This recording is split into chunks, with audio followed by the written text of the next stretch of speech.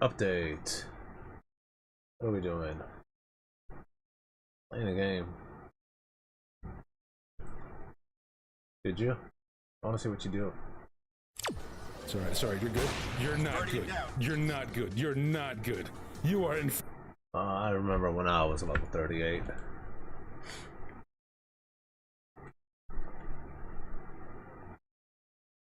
Whoops.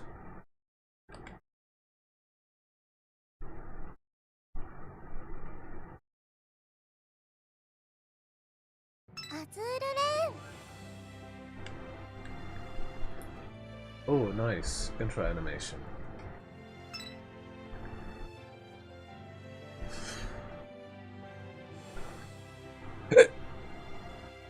Jet Dragon! Jet Dragon's strong, so we'll take it with us. Xeno Guard, no. Where's another flying pal? Water, AZUR.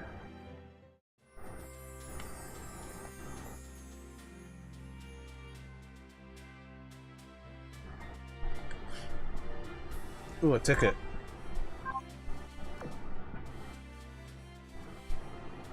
Event time.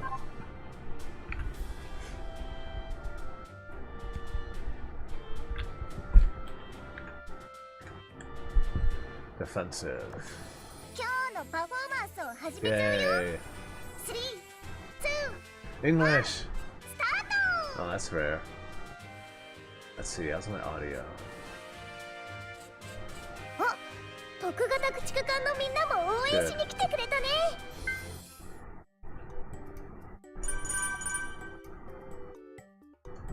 Boom, boom, boom, boom, boom. Superb.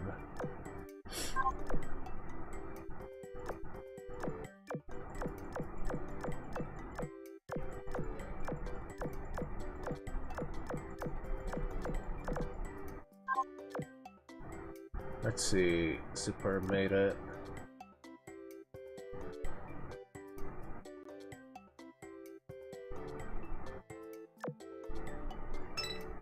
Claudia Valentes.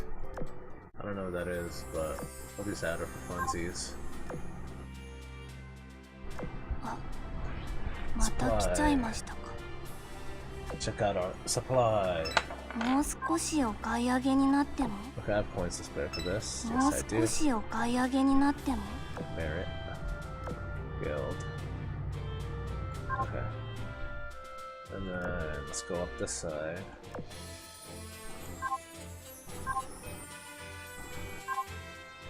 For blueprint rewards. You know what, let's just enter this.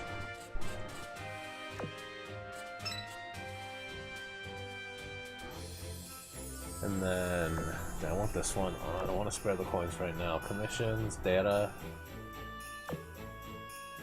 Nope. I guess I'll do cube. I have excess cubes.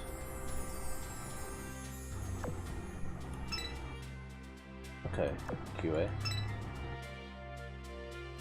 And then let's see a gear. I really want to do that, but no basic research. Oh, no way. As much as I'd like them, 8 pieces of gear or 13 pieces of gear. We could do that one.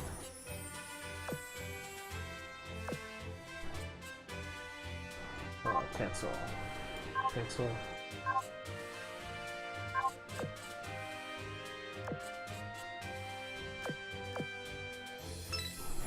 Let's see, who am I using right now? You. Yes, you. Oh, little cutie woody tootsie pop.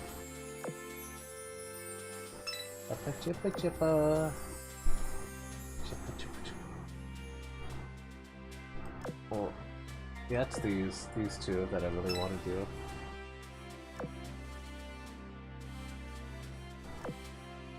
I want to say they are one of the couple of the top tier skins in the game, top 10, all in all.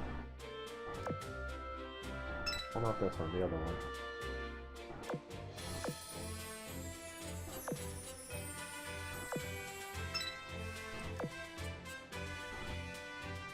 Boom, boom, boom, and then the new girl will let them all in.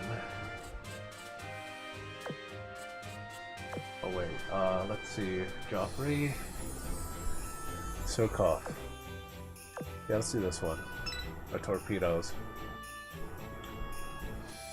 0.8 seconds. Increase the accuracy, sure.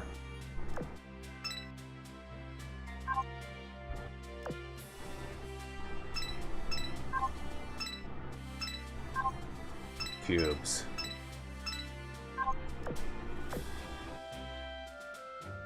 You know, let's do this manually.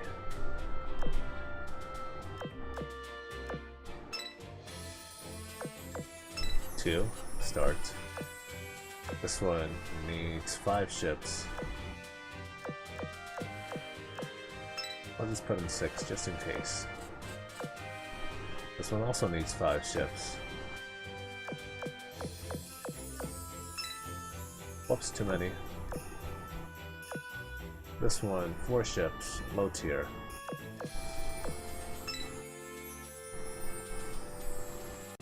Start.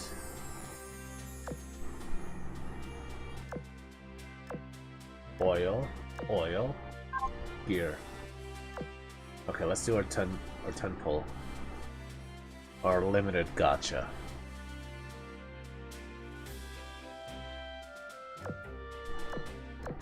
Should at least get 1.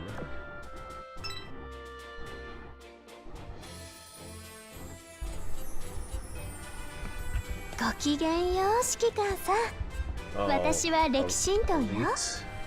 名前はかつて独立戦争での新たにあなたのNorthampton was added to Portland. Norfolk. Unicorn. I haven't seen unicorn in a long time. Suffolk. Finally, we got her. Harrison. Fletcher. Rogers. Give her head pats to 83 times. Really? Her child. It looks cute. Northampton? Princeton? Oh, not. Tallahassee. Okay, we got her at build. Hello, fellow Shiki-Khan. Meta is here. Yeah, we got a meta of her. Hey, got a ship. I gotta put her in here. Griffin, you're out.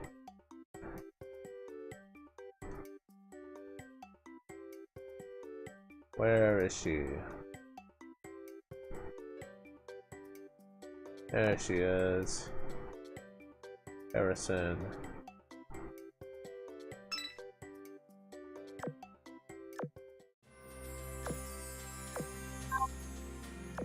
Okay, let's do the battles.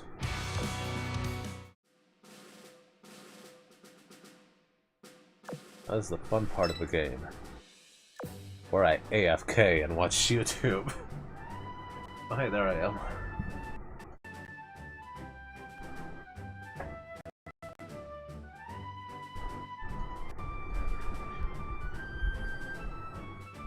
VTubers fed up with the truth. 進みましょう。後ずさり。王の号令でもこの幻想なる帝王を従えられない。接続完了。私を傷つけるなんて許せない。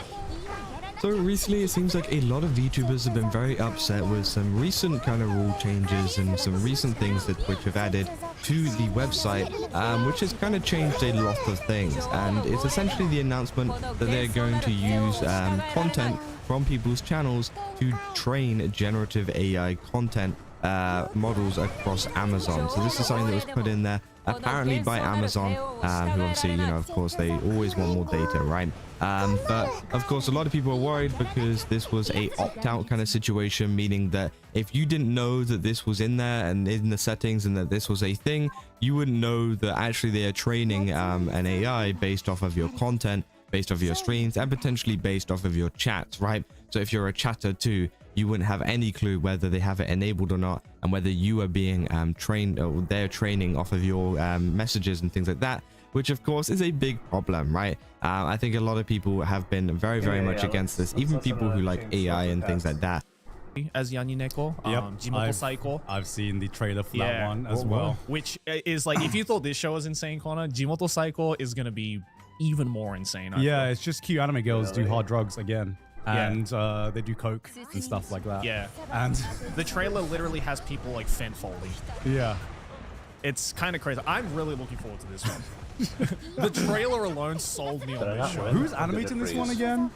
Mappa. Yes, Studio Mappa? Yeah, Mappa's doing this. Animating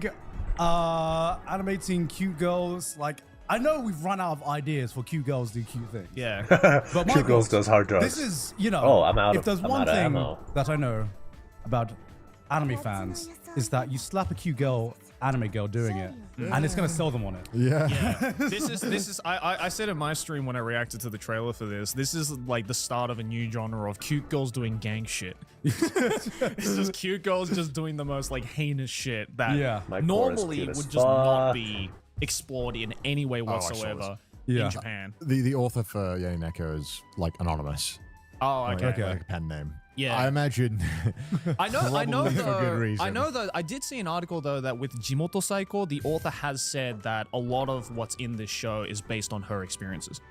So, you know, and that's the thing, right? Is that like, I think that's what like shows like Yanni Neko does such a good job of, is like really bringing to light this, you know, pretty terrible and, you know, heinous side of Japanese society that little to no actual other art mediums or articles or what have you actually cover or even recognize is a thing, and is like a lifestyle that people are unfortunately living through in day-to-day times. And, you know, it does have that like veneer of like, you know, the cute girls, or like in the case with Yanni Neko, like the anthropomorphized cats and shit like that. But like, I think more shows need to be able to like, you know, talk about it, because doing the dailies. I think it's important to like understand that kind of shit exists in Japan, you know? Yeah, and I think we are kind of seeing this. I like, this is all conjecture, but I'm pretty sure shows like this can only get greenlit because we have international companies entering the anime space. Because both shows are Netflix shows. Yes. Both shows that we just talked about. Because I do not see a world where this goes into a normal TV anime production committee and they're like, yeah, let's green light and cute anime girls do hard drugs. I don't see Terebi Asahi being like, all right, let's do the 2 a.m. slot. Banger. Like this covers topics which I think is, you know, important to cover, and I do think, based on at least the first episode of this, they do not make this lifestyle look glamorous whatsoever. You know, which is what I was afraid of, that they would just kind of like glorify hard drugs and slap cute anime girls on it. But I do think it is turning out to be a show about addiction, you know? Yeah, addiction and like poverty and like loneliness and all of these like, societal issues that Japan unfortunately struggles with. I mean, every country has it to some extent. No, absolutely. And if they say they don't, you're being lied to. Yeah, exactly. I thought it was quite interesting. I mean, I was disgusted, but at the same time, I feel like, you know, I'm supposed to be disgusted. Like, when you see someone living like that, your first reaction should be disgust, but then it should also be like, okay, how did they get in this situation? How you know, that you know, someone living like that, or someone addicted to smoking or whatever, they're no different from you or I. It's just something, a couple of wrong choices ended up snowballing, and you know, that could be any of us. And so I feel like sometimes when you see it, or conversation around the show, like, it's so disgusting I can't watch it. And it's like, I mean, this is like probably huge. You know, I have no doubt someone's dropped like their drugs or something and shit, and then fucking taking them. This is like, you know what I mean? Like, addiction makes you do like crazy shit. I think it's like, in some senses, to not want to watch it because it's so gross is understandable, but also at the same time, I think that's the whole point. And you know, in real life, we're uncomfortable with these things. Yeah. When you don't see people living like this in real life, you get you're not used to it. It seems impossible and gross because you don't know anyone. Yeah. So I think it's kind of refreshing to kind of have something that kind of at least touches on it. Whether or not it will do the job, and do I need all the titty scenes? Maybe yes, but I haven't decided yet. It's the one salvation, I guess, out of all the disgusting shit you see. I just like, it's just like crazy to see a girl having a stream of shit followed by seeing her tits, and I'm like, I just don't know what to think about this. And I just like imagine like the anime fans like fucking bloodshot eyes being like, still wood. The vein popping. Vein popping. It's just, but like it's like there are some films I saw, growing up that just put me off hard drugs for my entire life. Like I remember the first time watching, Trainspotting. Yeah. First time watching Requiem for a Dream, and I'm like, this is the best anti-drug campaign like of all time. Even though it is. I mean, you could just ask drug addicts. Yeah. I've never met anyone or heard of anyone who's like on heroin. Who's like, dude, it's fucking awesome. Like you should start. Like every one of them, you always see an interview or anything like this, like. Don't ever fucking do it. Don't do it. Well, I mean, those are the guys and girls who are off of it now. But like, I've talked to heroin addicts when they were doing heroin, and they were definitely like, "You should try it." And I was like, "No, thank you. I'm okay." There's it reminds me of this like YouTuber. There's a YouTuber who's like a drug reviewer. Yeah. And he's like doing tier lists of all the drugs. I think I got recommended. I think I've seen that too. Yeah.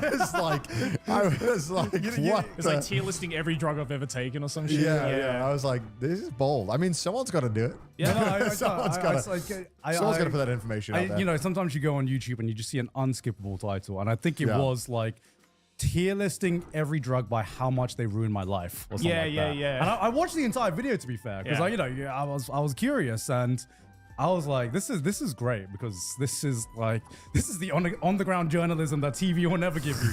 But also it was like such a great, so great to actually hear like the actual human experience of like what these substances can do to a person.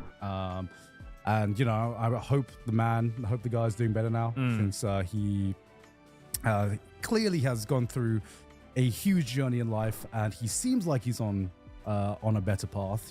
Hopefully. I mean, like, admittedly, like one of my like favorite kind of guilty pleasure content to consume is like trip reports that people have of like when they do hard drugs and shit, because I don't have the balls to actually do it myself. So the next best thing is to like hear the anecdotes of someone who was on it.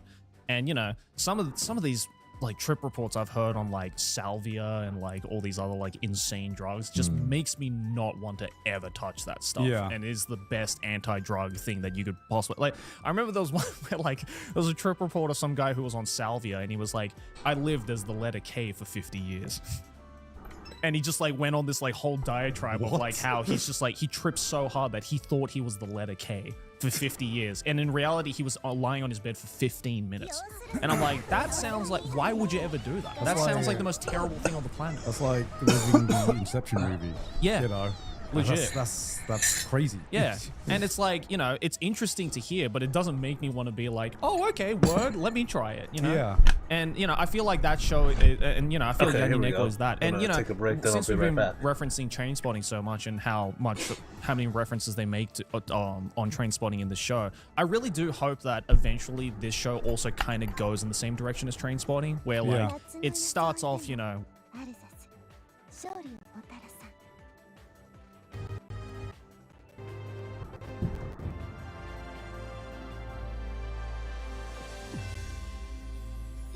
Where's my... Nice. 差し入れのやつがもう目の前に。私このまま食べちゃうからね。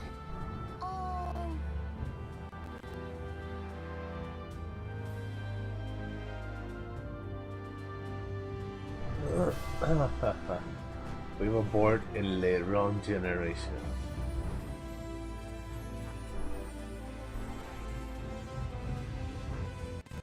Really? Okay, I want to hear this. I think the new Enfield story is peak. Oh, you can't just say that. Tom Holland vibes. Aha, haha, no. Speaking of Tom Holland, he's like acting in that new movie, Odyssey. But you know, my real movie, my real true telling of the Odyssey is Troy. The one with Brad Pitt. That's my OG. That's my OG retelling. That was just so good. That's the Iliad, not the Odyssey. Yeah, I know. Odyssey is the one by Odysseus, and that's why it's called the Odyssey. That's where the whole thing comes from, probably. Or maybe the name comes from that. I don't know. But, you know, the Iliad, I know. I'm just saying Odyssey, the movie, Christopher Nolan. Yeah, I know. Don't worry. The Odyssey is a sequel to Iliad. What? Oh, really? Oh, it's the after. Oh. After... spoilers of a centuries-old incident. It's his trip home. Oh. No wonder I couldn't see the actor for Achilles. That's fair. To be honest, I feel like, you know, on a random note, I feel like that whole incident is very glorified just to make the story more engaging. I feel like, I mean, of course it's made. Freaking the son of the god, the son of the what was it? The nymph. What am I saying? Of course it is. Of course it's glorified. What am I saying? Like Achilles was the son of the what was it? The nymph, the water nymph. What am I thinking? And then he got like dunked into the river Styx and stuff. Yeah, river Styx. Yeah, that definitely exists. Crazy. Did you meet Troy, Crony? Did I meet Troy? Or like, did I go to Troy while it was still a thing? In which case, I kind of wanted to, but I don't really speak the language, and it was kind of a sensitive time when I wanted to go. So I thought, ooh, yeah, maybe next time. And then by the time I decided to maybe think that it's okay, Troy wasn't there anymore. It was just gone. So I thought, oh, what a shame. Oh, I really wanted to go. That's fine. Guess I'll go to Rome then. They got like this giant statue, and they were about to have a party, and it was gonna be like a really good deal too. Because they said it was a time of celebration and all that. And it was a good price. So I thought, oh, why not? Yeah, might as well. But then I didn't really speak like I said, I didn't speak the language. It was a bit daunting. And thank God I didn't go, because God, it was crazy. Oh, should have been there. Man. Man, oh. And then they made a movie. Oh my God. Imagine if I was there. Making it all about me.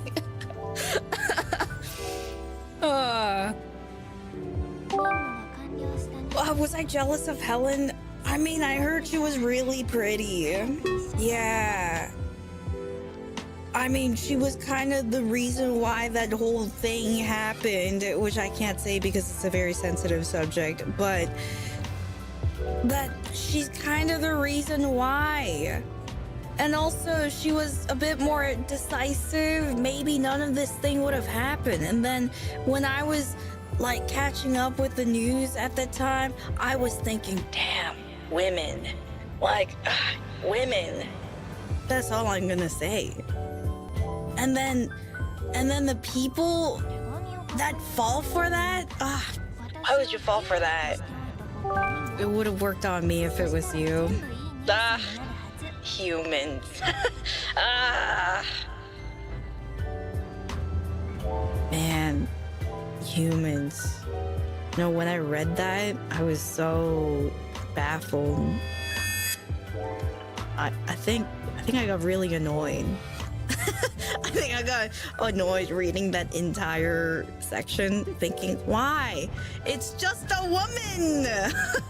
Why? I get that she's super pretty, and then you guys probably got, like, you know, like, swayed by something, but why? It's like, you would, like, do that over a woman?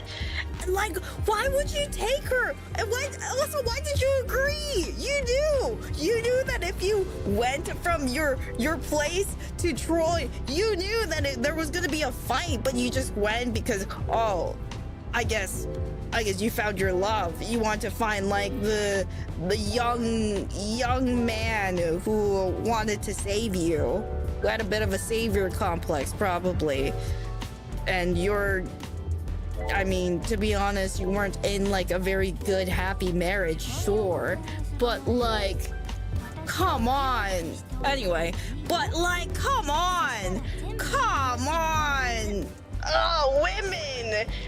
Oh.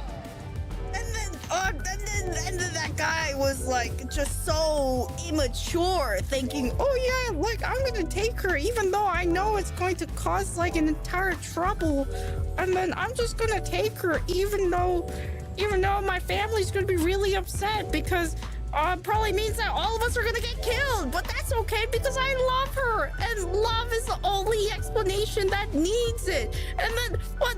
You two are so stupid. It's like Romeo and Juliet, except that Romeo and Juliet only affected each other, but then this one affected a nation, and that's crazy. Yeah, sorry. You must have loved the ending. No, because that was historical. There must have been some truth to it. So that's like, I like my bad ending in fiction, but bad ending in, like, based in reality? No, that sucks. You just sacrificed a bunch of people. And also, everyone was so stupid. Oh yeah, we won. Oh, they sent us something. A gigantic wooden horse. Oh, what could it be? Oh, probably nothing. They said that they gave up, so they probably just gave up. You won't even check? What's wrong with you? I would have checked. I would have checked. But it's probably because that's me. I've lived for infinite number of years, so I'm probably much wiser. Thank God I didn't go. It would have been such a pain. Not just a pain, it would have been emotionally traumatizing. Where did I even go that time? I was at home. Yeah, I was playing cards. I was out playing hopscotch.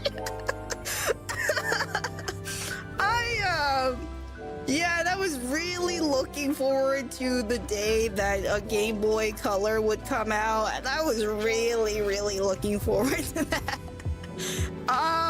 Yeah. Yeah, aside from that, I was playing cards. I was walking. Yeah.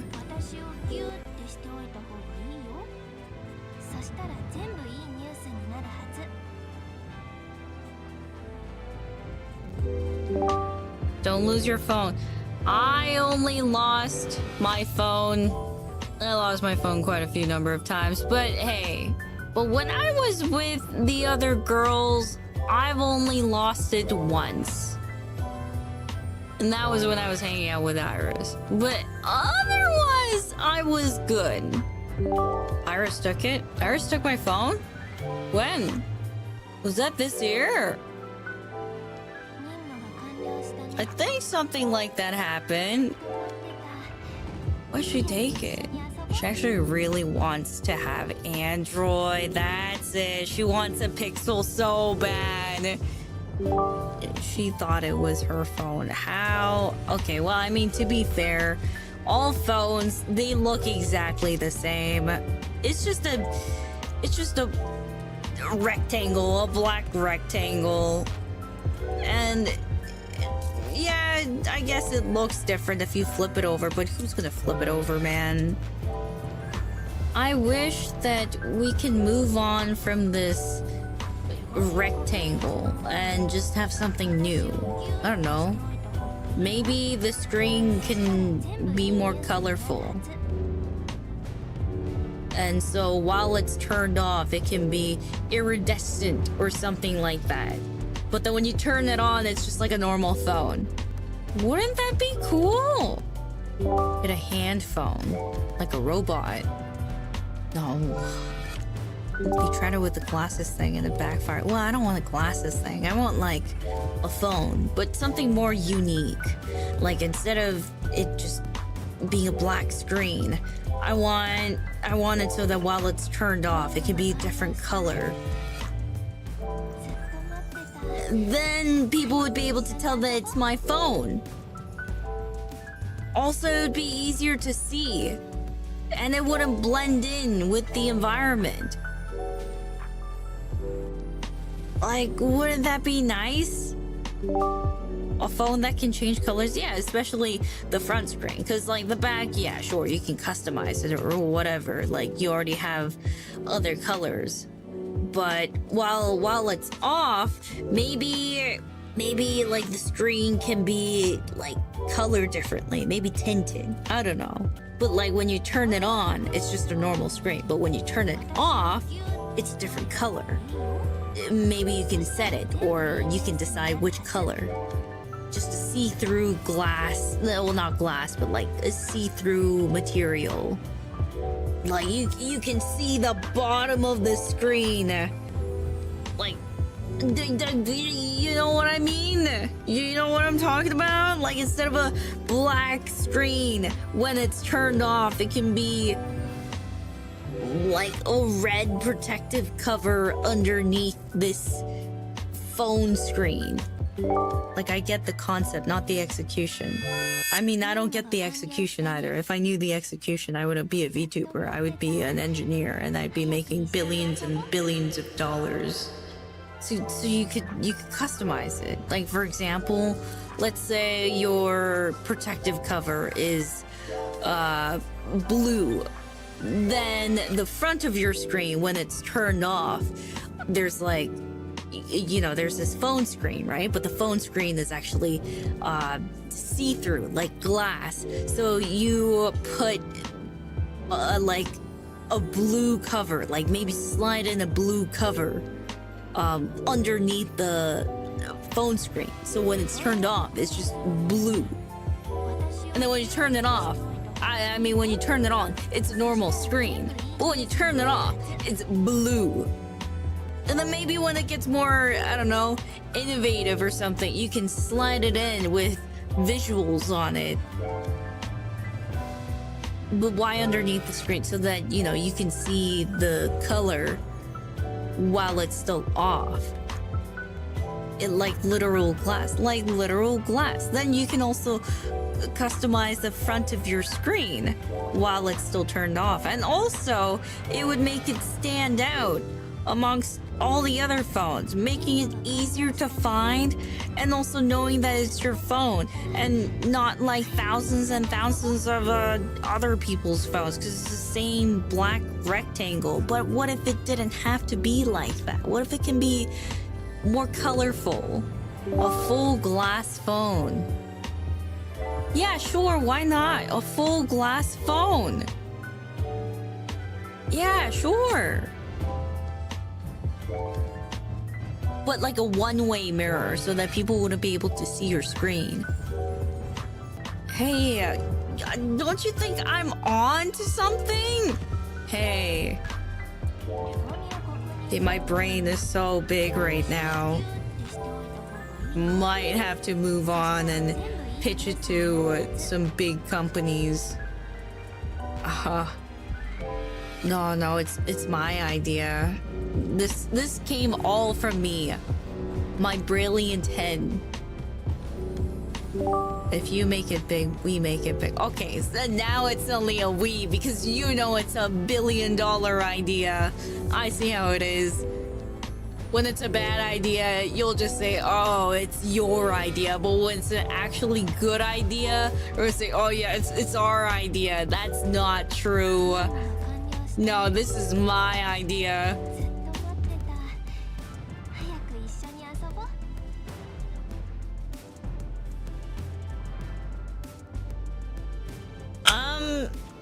So out of curiosity, Yes. I am the whole mate, right? Yes. And we are going to dig this way. Where are you? Sorry. Which way? Yeah, this way. Do we have to go in this direction? Yes. We want to dig all the way to the orange zone. And then you see down at the very bottom where it gets yellow and it says and too. Where's and too? Do you see the tents all the way south? Yeah. That's where the thorium is. So in that yellow biome. Ah, okay. Yeah, I can do that. Yeah. Yeah, I was supposed to work today, but I could do it in a day. No. We will. And once we have our fun, we both are gonna sign off of Hytale and we're gonna do our work. Remember the work we were talking about before we started this stream? Our work? Remember our work that we're talking about? You know that one? Yeah. We're both gonna end stream. I'm gonna watch you log off of Hytale before we end stream, and then we're gonna work, and then we're gonna do our work. The deadline? I know you have the. Coney. What's your deadline? Is it today or is it tomorrow? Which one is it? Tell me.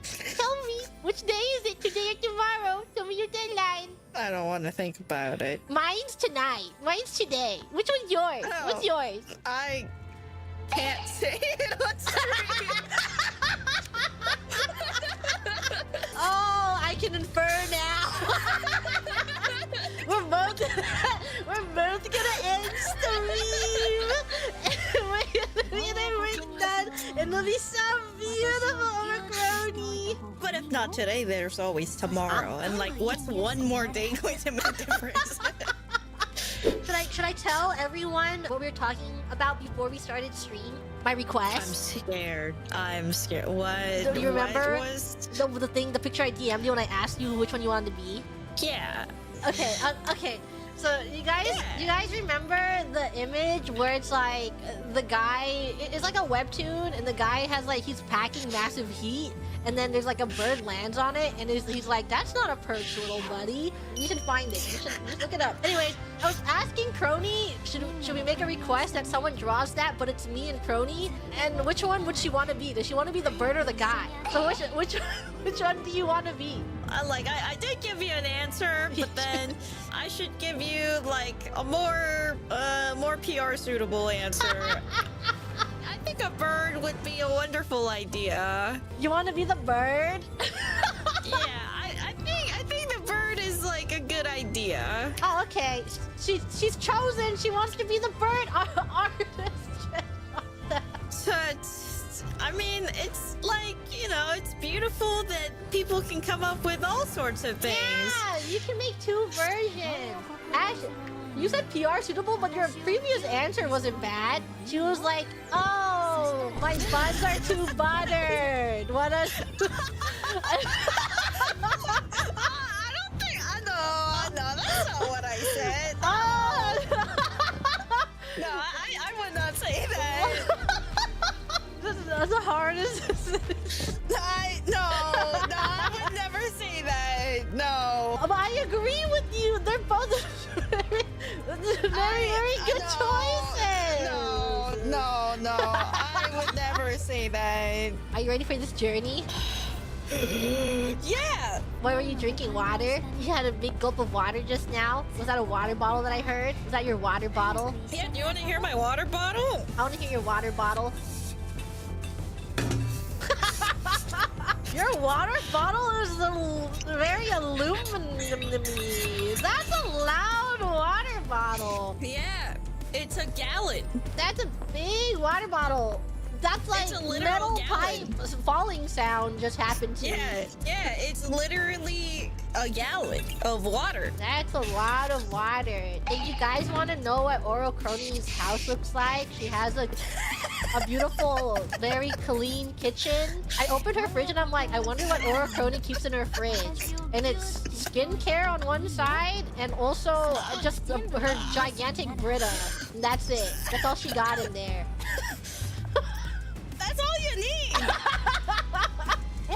What more could I want in life? You know what? It's fine. You don't need anything else. You have your Brita for your gallon of water. Isn't that beautiful? It's a beautiful place. And I barely have to clean because there's nothing. I do have another fridge though. I have a mini fridge. Let's just go in here. I remember I have to see. during Fest, you were being like, I would make a really good serial killer, don't you think? And we're like, no, I think you would be a terrible serial killer. I think I would be a really good serial killer. I think you don't have the guts to be a serial killer. Oh, okay. You think I can't do it? I don't think you can do it. Oh, okay. You really think I can't do it? I don't think you'd be able to be a serial killer. I've seen you. Give me 5 days. Give me 5 days. I'll pick up my first few kills, okay? Please, please. Nobody can talk to me until then. No one speak to me. I have to prove myself. And then I'll be like, see, I told you. Told you I could do it. In the jail cell. I told you. You get your one free call and you're like, let me talk to her. Konnichiwa. Konnichiwa. Oh my god, imagine the stream though. Imagine the content. That would be crazy. Your numbers would be so big. No. I wouldn't be able to upload it so you can go vlogging. Vlogging if it's getting you in prison. G Money, everyone, coming live to you from prison. Today we're going to be visiting Oro Crony because she did it. She did it, guys. She serial killed someone. Many people actually. She became a serial killer. This is a very poorly guarded village. That's because we're killers. We're cold-blooded killers. Yeah, we took this village so easily. They suck. I mean, they would suck because they are not seasoned warriors like us. We are built different. I did not see a single pregnant mother in this village. Yeah, and I think I might spare the pregnant mothers and maybe the single mothers and the fathers. I feel bad, you know, it's like they do, I don't know. Why did you have a sudden change of heart? Because I was looking up at the sky and I was just reflecting. I was like, When the serial killer suddenly gains morals? Get it together! This is why I said you couldn't be a serial killer! No, I can! You can! You're too soft! No, it's just I have standards! No, you're too soft! No. You would not make a good serial killer. No, it's just that imagine the kids that would be left behind. That's so sad. What would they do? They would get over it. It's not your job. Your job is to kill people. And it's not like, you know, out in the wild where, you know, they have to adapt by themselves. Just give up. Don't even try. No, let me do you a favor. You're fired. You're fired. You cannot be a serial killer. No, I'm just saying. We are taking you off the job. I can. Just take the day off, Crony. Don't come back. We'll find someone to replace you.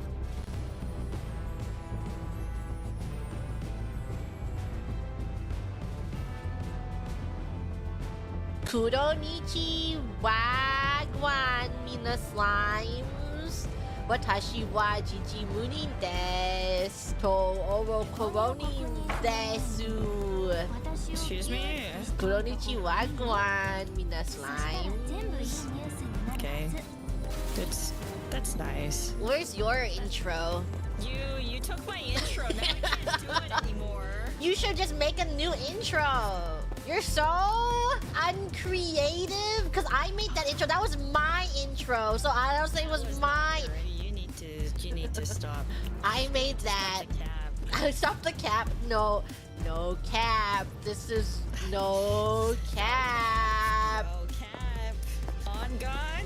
On God. On God, no cap.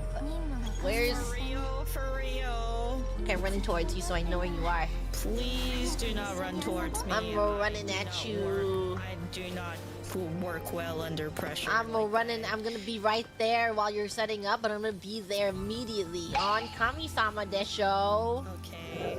Low-key Suru. Oh, sheesh. Moshi.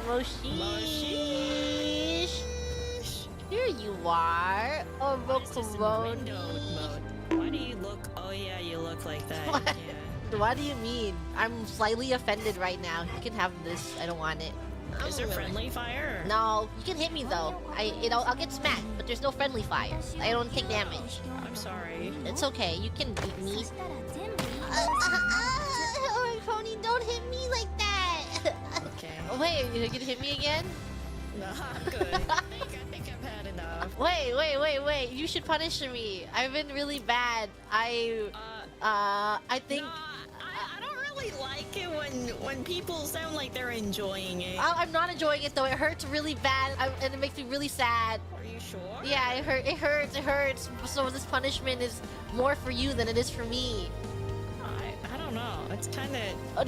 Please, I deserve it because I'm a freaking stupid loser, and I've been terrible, and I deserve punishment.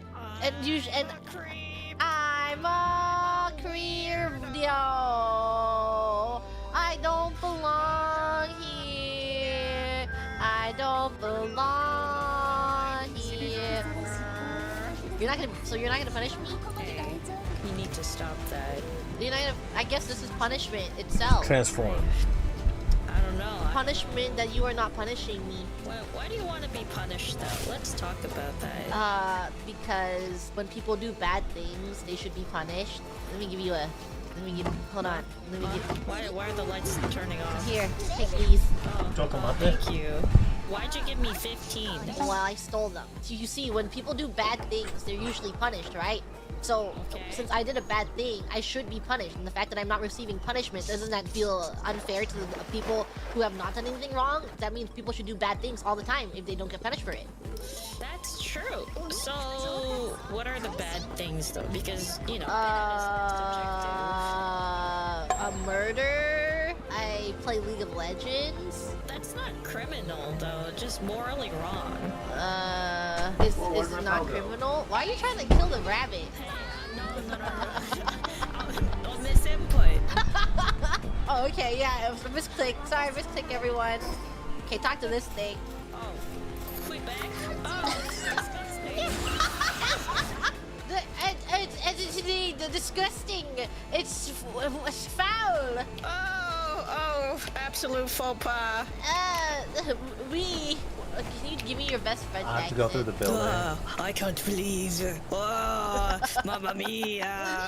Mamma mia. Okay, I'm gonna show you my hole now. I guess everyone's just playing this game however they want. They have their own goals. My goal is to expand my hole. Like, I want a network of tunnels coming from my hole. That's awesome. And I'm inviting you to be a part of my whole crew.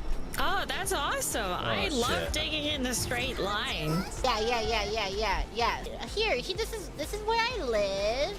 Not here. This is Kiara's home. Isn't it beautiful? Okay, I thought you said this is your home. Yeah, and this is my hole. Oh, okay. Well, Let's just take them out. Come on, come into my hole. Don't be shy. Just drop down. Hold us up, you button.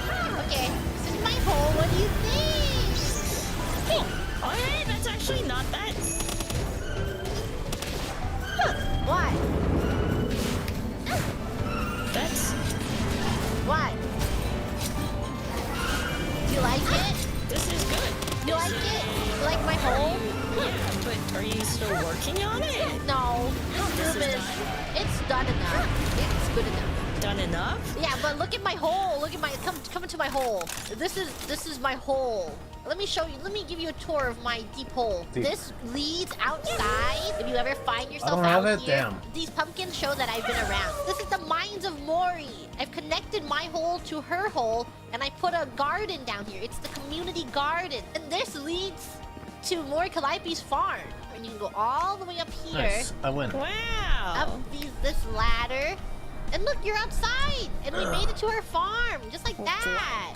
Why is this ladder not... I ran out of wood. So, that's my hole so far. What do you think? That's awesome! It's You like really a like network. my hole? Do you want to work together with me? Do you want to be my hole There it pal? is. My hole buddy? I'll be your whole mate. You'll be my hole mate? Yeah! That's the best day of my life.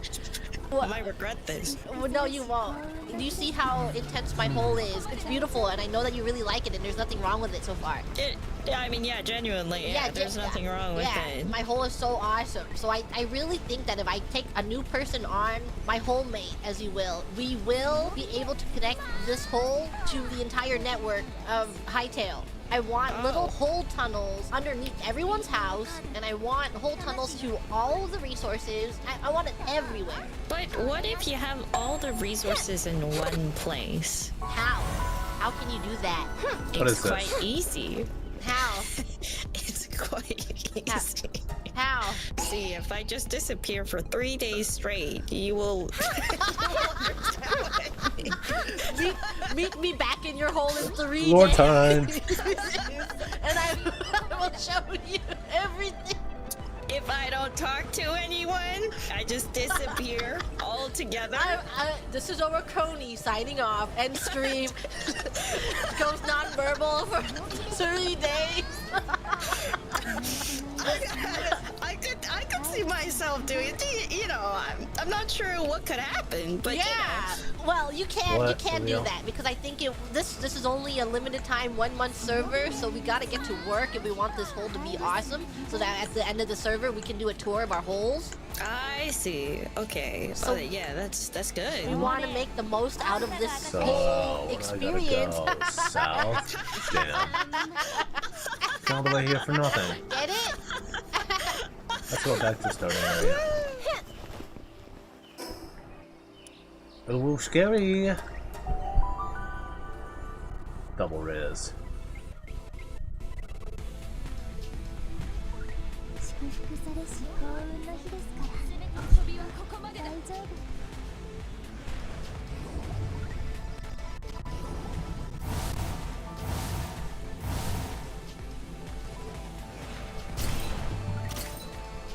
Oh, who the fuck's attacking?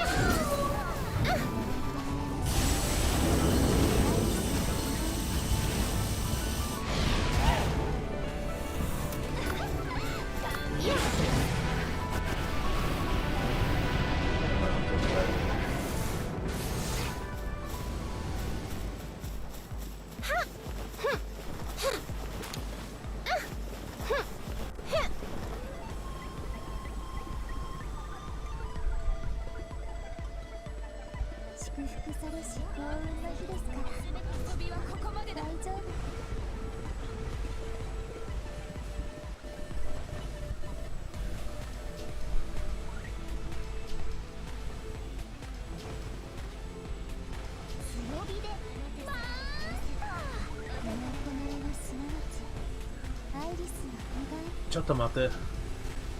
I want to see Smuggleana.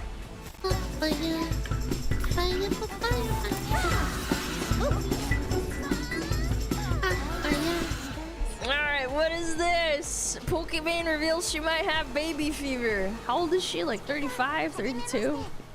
I don't remember. But I think it's hitting her, huh? What's she saying? I have to admit this, and before I do, I need all the guys to scroll. Okay. Just for the ladies, okay? Alright, I'm a lady, I think. I think I have baby fever. Oh shit. Oh my god, It's girlfriend. annoying because like mentally, Oh, no. logically, I don't want a child. But sometimes it feels like biologically.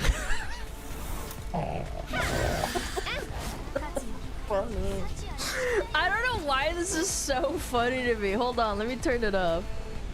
The sound fixer's a little bit broken. Hold on. My body is saying. 1 second. 1 second. I apologize. I apologize. Let's bump it up to 3. Let's do it again. To admit this, and before I do, I need all the guys to scroll. All right, boys, this leave. Is just for the ladies, okay? All right, leave chat. I think I have baby fever, and it's annoying because, like, mentally, logically, I don't want a child. What? But sometimes it feels like biologically, my body is saying, it's just whispering in the back. Why not? So dumb. Think about it. Think about it. Like my ovaries are playing tricks on me. What the fuck? You're the only one, right? How do I get rid of this? Dude, no, stop it. Okay, chat, pause. I mean, aside from the fact that I think this is an obvious engagement bait, like, I don't know, knock yourself out, bitch. You don't have a ton of time left until you're like a high-risk pregnancy. No, isn't she like 32? How old is Pokemon? She's 30, okay. I mean, like, you know, you got maybe 5-8 years left, depending. Yeah, it's not a lot. You got a little less than 5 years before it, like, becomes significantly more likely that you get a high-risk pregnancy while trying to have a baby. But I don't think that's what's happening, chat. I think this is just, like, simp engagement bait. I don't think it's real or genuine, to be honest. Of course, I could, of course, be wrong, but I feel like normal women would consult with, like, close friends, and I'm sure that she does have close friends, right? And be like, hey, I've been starting to feel this way. Is that normal? Excuse me, Jesus Christ. Is that normal? I don't know. That's fun in dungeon. That was disgusting. I apologize. Ain't no way. I don't think she has any close friends. I don't know. I don't think so. I think she has close friends. But again, I don't know. It's also entirely possible, like, I've been to this one yet. That Pokemon is so internet and clout brain rotted, you know, that she would rather just broadcast this to the public than talk to a close friend or something. Because that's kind of what happens. Like, your brain, like, it just cooks itself in the rot, the internet rot. That you have, like, have you seen people crashing out on Twitter and they, like, reveal everything about themselves? Like, I don't think that's LARPing. I think people just have mental breakdowns like that. And you want to know why it also feels like engagement bait? I'll tell you why. Because I'm also pretty sure earlier this year that this girl publicly, like, married herself. She bought herself her own ring, like Anita Sarkeesian, to, like, girl boss and say she doesn't need a man and shit, you know? You guys remember that? She did? Yeah, like, she did the Anita Sarkeesian thing. Oh my god, I'm marrying myself because no man's ever good enough for me. Oh my god. Like, I just don't feel like somebody with that mentality suddenly, like, flipped and now has baby fever. I'm sorry. I mean, maybe I'm wrong, but, like, I just don't think so. That's why I think it's, like, engagement bait.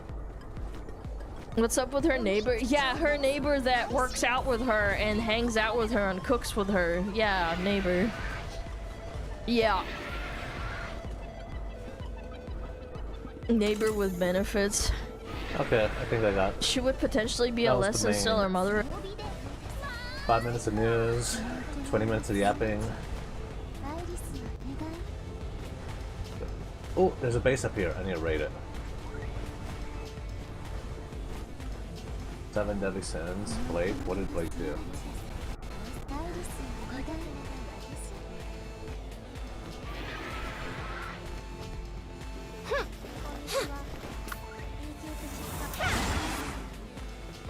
Excuse me, there's your door. Hey! Why does it always click in this? Prepare for trouble. And make it double. What the fuck is the entrance, guys? Alright, that's all the wig you're getting in today's video. It is so bad. It came with the outfit, and honestly, it's so ridiculous that it's starting to circle back to full camp. So I'm just gonna put this thing up. Wait, and there we go. Oh, you look amazing, Diva. So Pokemon is the biggest media franchise. Pokemon is the biggest media franchise, end of sentence. But as we discussed in our previous Pokemon War Crimes video, not necessary to watch more of this video, but I do think you'd like it, it is not a franchise without fault. The fault, of course, being the community that surrounds it. And said community has done so very, very much over the years that it would be impossible to compact it all into a single presentational video. So I welcome you to part 2, the 7 Deadly Sins. Hi, I'm Blake. A lot of you think my name is Jake. It's not. As is tradition for this series, today I will be guiding you through 7 scandals of this community, and then later deciding where each of the offenders will be going in the afterlife. Only today, I have categorized these scandals into the 7 deadly sins, because as we all know, no work of art is completed without getting a little Catholic with it. Also, I just like categorizing things. I'm a loud man in a Team Rocket outfit yelling about Pokemon. Like, are we shocked? Now today, beloved viewers, I do believe that you are in for quite a ride, because this installment was entirely researched by my streaming co-host, Luis. I've been a little busier as of late because of opportunities that have been presented because you watch my videos, so thank you so much for the support. So I needed some help. I paid Luis, and he said, okay, ladies, now let's get information, and let me tell you, he's amazing at it. If you watched the Zelda War Crimes video and remember that one story about Link versus Draven being uncharacteristically well detailed for my channel, yeah, that was Luis's doing. He's a deep dive fiend. So today's video has deep cuts, unexpected redemptions, and hopefully some key details in popular stories that you've never heard before, so buckle up, baby. And one last thing before we begin, depending on how this video is received, it might not be the last part of the Pokemon War Crimes. So if there's a story you want covered that I did not touch in today's video, put it in the comments and it just might make it to part 3. Please watch this video multiple times. So with all of that out of the way, beloved viewers, let us begin. Peach. Starting off with a bang. Or maybe a fart? Our first story takes us back to March 3rd, 2012 at a Pokemon VGC tournament. As we discussed in our previous video, Pokemon VGC, or Video Game Championships, is Nintendo and the Pokemon Company's official tournament circuit for the mainline Pokemon video games. Think of it sort of like the World Cup, but for people with a vitamin D deficiency. Present company included. And one of these qualifying tournaments was held at a little-known group of tropical islands known as the United Kingdom, land of beans on toast and accents we love to roast. Now, just because this was a UK qualifier does not mean that people living outside of the UK were not allowed to compete. So it's very common for people to travel from other countries and increase their chances of getting a championship win under their belt. And one of these travelers was none other than the winner of the previous year's UK qualifier, Spanish player Rube NCB. Now, in the VGC community, Ruben was known as a bit of a showboat. He carried the Spanish flag around when competing, he would get very loud when riled up, and had a tendency to act a little bit arrogant. It's also been said that staff would complain about him, but take that part with a grain of salt, because there's a non-zero chance that that was just somebody that he dog-walked in a competition just trying to spread something. But to his credit, and quoting a fellow attendee of the tournament, let's face it, a lot of people at the VGC and in the Pokemon fanbase in general are a bit weird, so somebody a bit overconfident isn't really the biggest complaint I would have.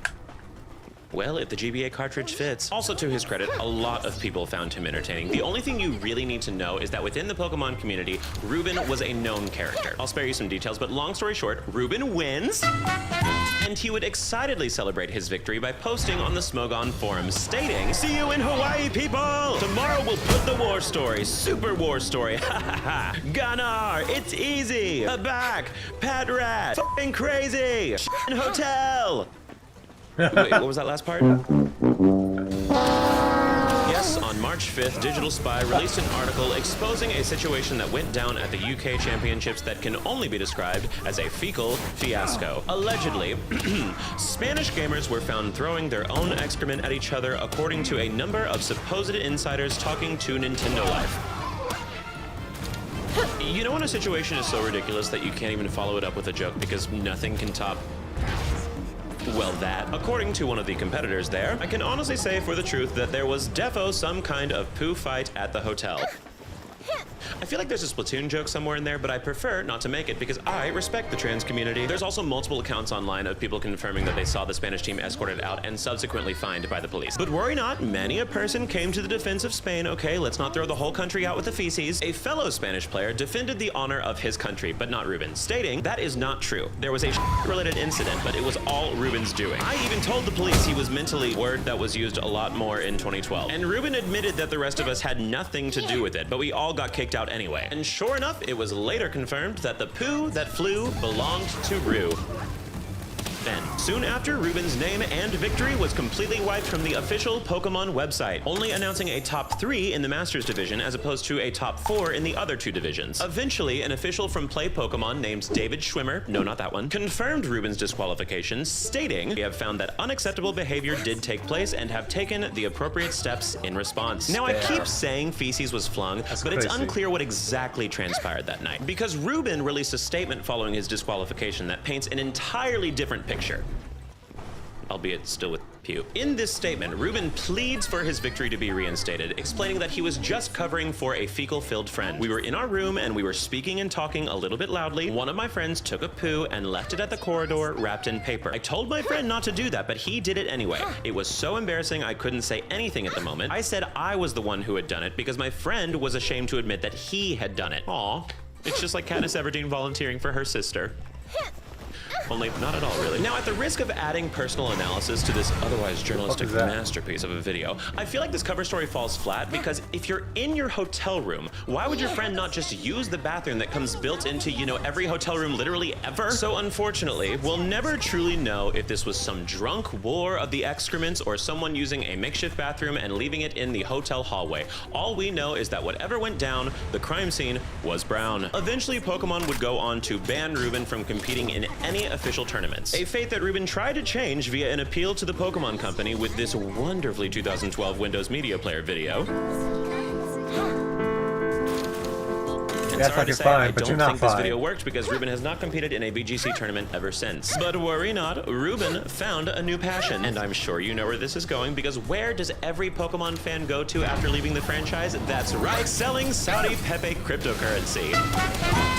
So as is tradition, I love to play a fun little minigame between each story to break up the seriousness with a little bit of whimsy. And in this minigame, I decide where each of the offending participators will go in the afterlife. Categorized, of course, in a mathematical graph. So introducing to you the Grafterlife. Starting on our y-axis, we as usual go from heaven to hell. Like I said previously, you gotta add a little Catholic spice to a story, make it fun. And our x-axis decides the whimsy of it, going from camp to dead serious. And who are our examples today? Let's check it out, shall we? Starting as our ultimate example of camp, we have Pombon.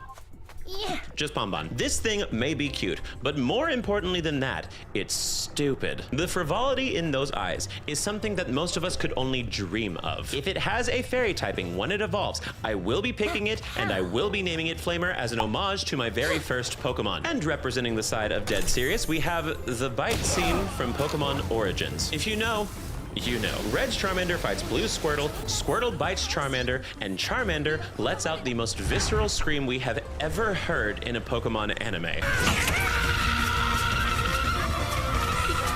Before the Cyclops scream in the new Odyssey film, this was the scream. I don't even know why I'm trying to sell this. If you watched it, you know what I'm talking about. It is traumatizing. But that does present us with our quadrants: Camp Heaven, Camp Hell, Dead Serious Heaven, and Dead Serious Hell. Starting with our poo story, we are of course putting it in the apex of Camp Heaven because at the risk of making a pun, that was funny. Now that story may have been a little bit gross, but you know what's not gross? The sponsor of today's video, HelloFresh. Beloved viewers, summer is fun, but summer is busy. Travel, weddings, general lethargy from how hot it is. God, oh God, can it please just be fall already? So I'm sure with all of this, you catch yourself on occasion saying, I'll cook something real tomorrow, but do you?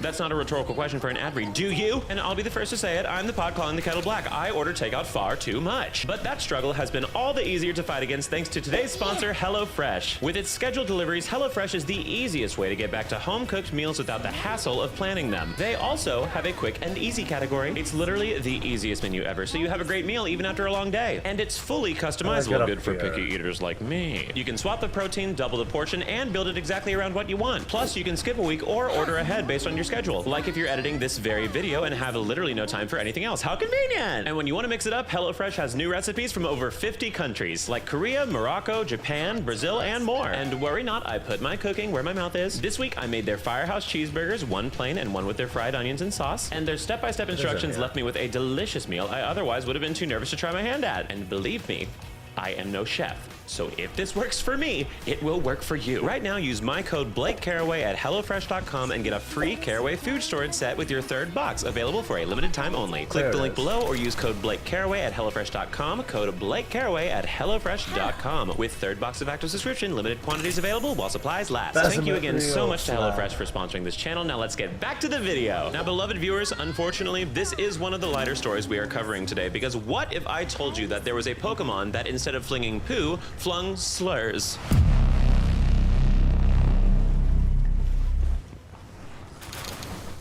So that's 2 times in this series that a Pokemon has said slurs. So it's March of 2009, and on the 21st of this month, Nintendo would be hosting a launch party in New York City at the Nintendo World Store. This launch party would celebrate the release of Pokemon Platinum for the Nintendo DS, better known by completionists as the Odyssey. And seeing as how by 2009 Pokemon was already a household name, the event was very quickly posted on Bulbapedia's news site, Bulba News, on March 15th. The original flyer was posted by Bulbapedia user Finzo666, who added that the flyer might be hinting at an event Pokemon or free merchandise. But soon after, a newly registered Bulbapedia user by the name of Quick Attack posted an accompanying flyer, which included an exciting new line: receive an exclusive mystery gift. And boy, would they receive a gift.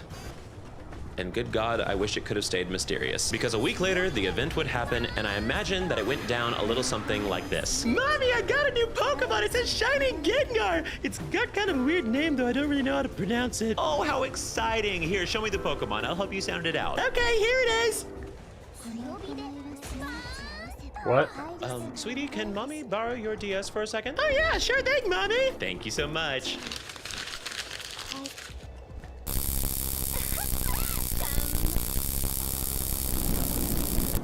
Cave.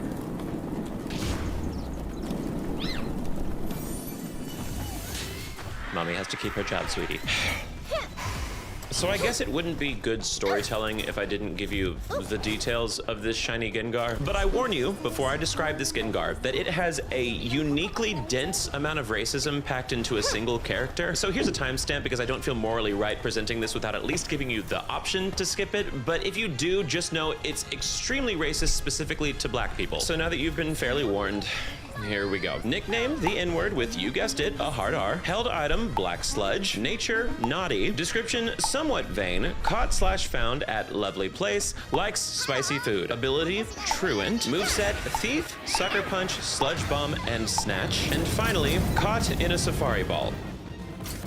I literally feel dirty just describing this. So later that day, Finzo666 posts an account from a source recounting the events that happened at the Nintendo store on his own website's forum, PKM database. And in this thread, we are given 4 important pieces of knowledge about this incident. 1, the flyer that Quick Attack posted with the extra line was fake. You probably figured that out already. Finzo claimed that the 3rd line regarding the mystery gift was intentionally photoshopped by a member of Bulbapedia in an effort to create their own event. Graphic design is their passion, along with ancient levels of racism. 2, there were multiple announcements over the speakers to not download any mystery gifts you receive because it could corrupt your game.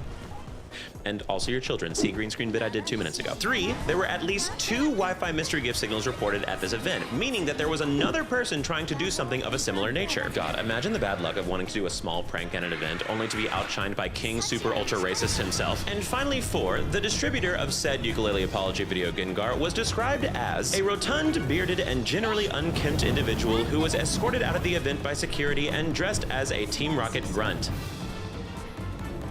It wasn't me. It wasn't me. It wasn't me. Now I joke, but someone in this exact regalia would receive false allegations. A man by the name of James Craven, aka Kojiro James. James was cosplaying as, well, James, and was a regular cosplayer at other events. But because of the description given by Finzo, people were very quick to point fingers at him. But worry not, James did show up to court to defend himself, and frankly did so in the c***tiest way imaginable. He called his accusers casuals. I was at the event dressed as James from Team Rocket. The person in question who was arrested was a person who was dressed as a common Team Rocket minion. You better, James. He said, bitch, if you're gonna accuse me, you better know the damn game. But unfortunately, even with multiple people defending him, James would go on to be associated with the event as it would spread like wildfire. Kotaku even published an article of the event based on Finzo's source. Also, on the same day, Lady Gaga was seen with Pokemon tattoos. Huh, big day for Pokemon. But let it be known, Bulbapedia was none too happy at Finzo's claim that somebody from their website was causing all of this discourse. So like Lady Gaga, they looked for evidence. A Bulbapedia staff member by the name of Argy was especially pissed, stating, especially because he is a contributor to this site, I am disappointed in Finzo's willingness to recklessly accuse this site, implying staff involvement, of unsavory behavior. Oh, but Argy was not done. She went out of her way to edit Finzo's Bulbapedia user page with the results she found after researching this fiasco, with the cherry on top being, of course, Microsoft Paint scribbles pointing out the central arguments. Now, it's a lot to sift through, and I'll leave it in my description for you to check it out yourself, but in short, Argy cracked the code. Because what she found was that Quick Attack, the poster of the fake flyer, and Finzo, the whistleblower of the event, were the same person.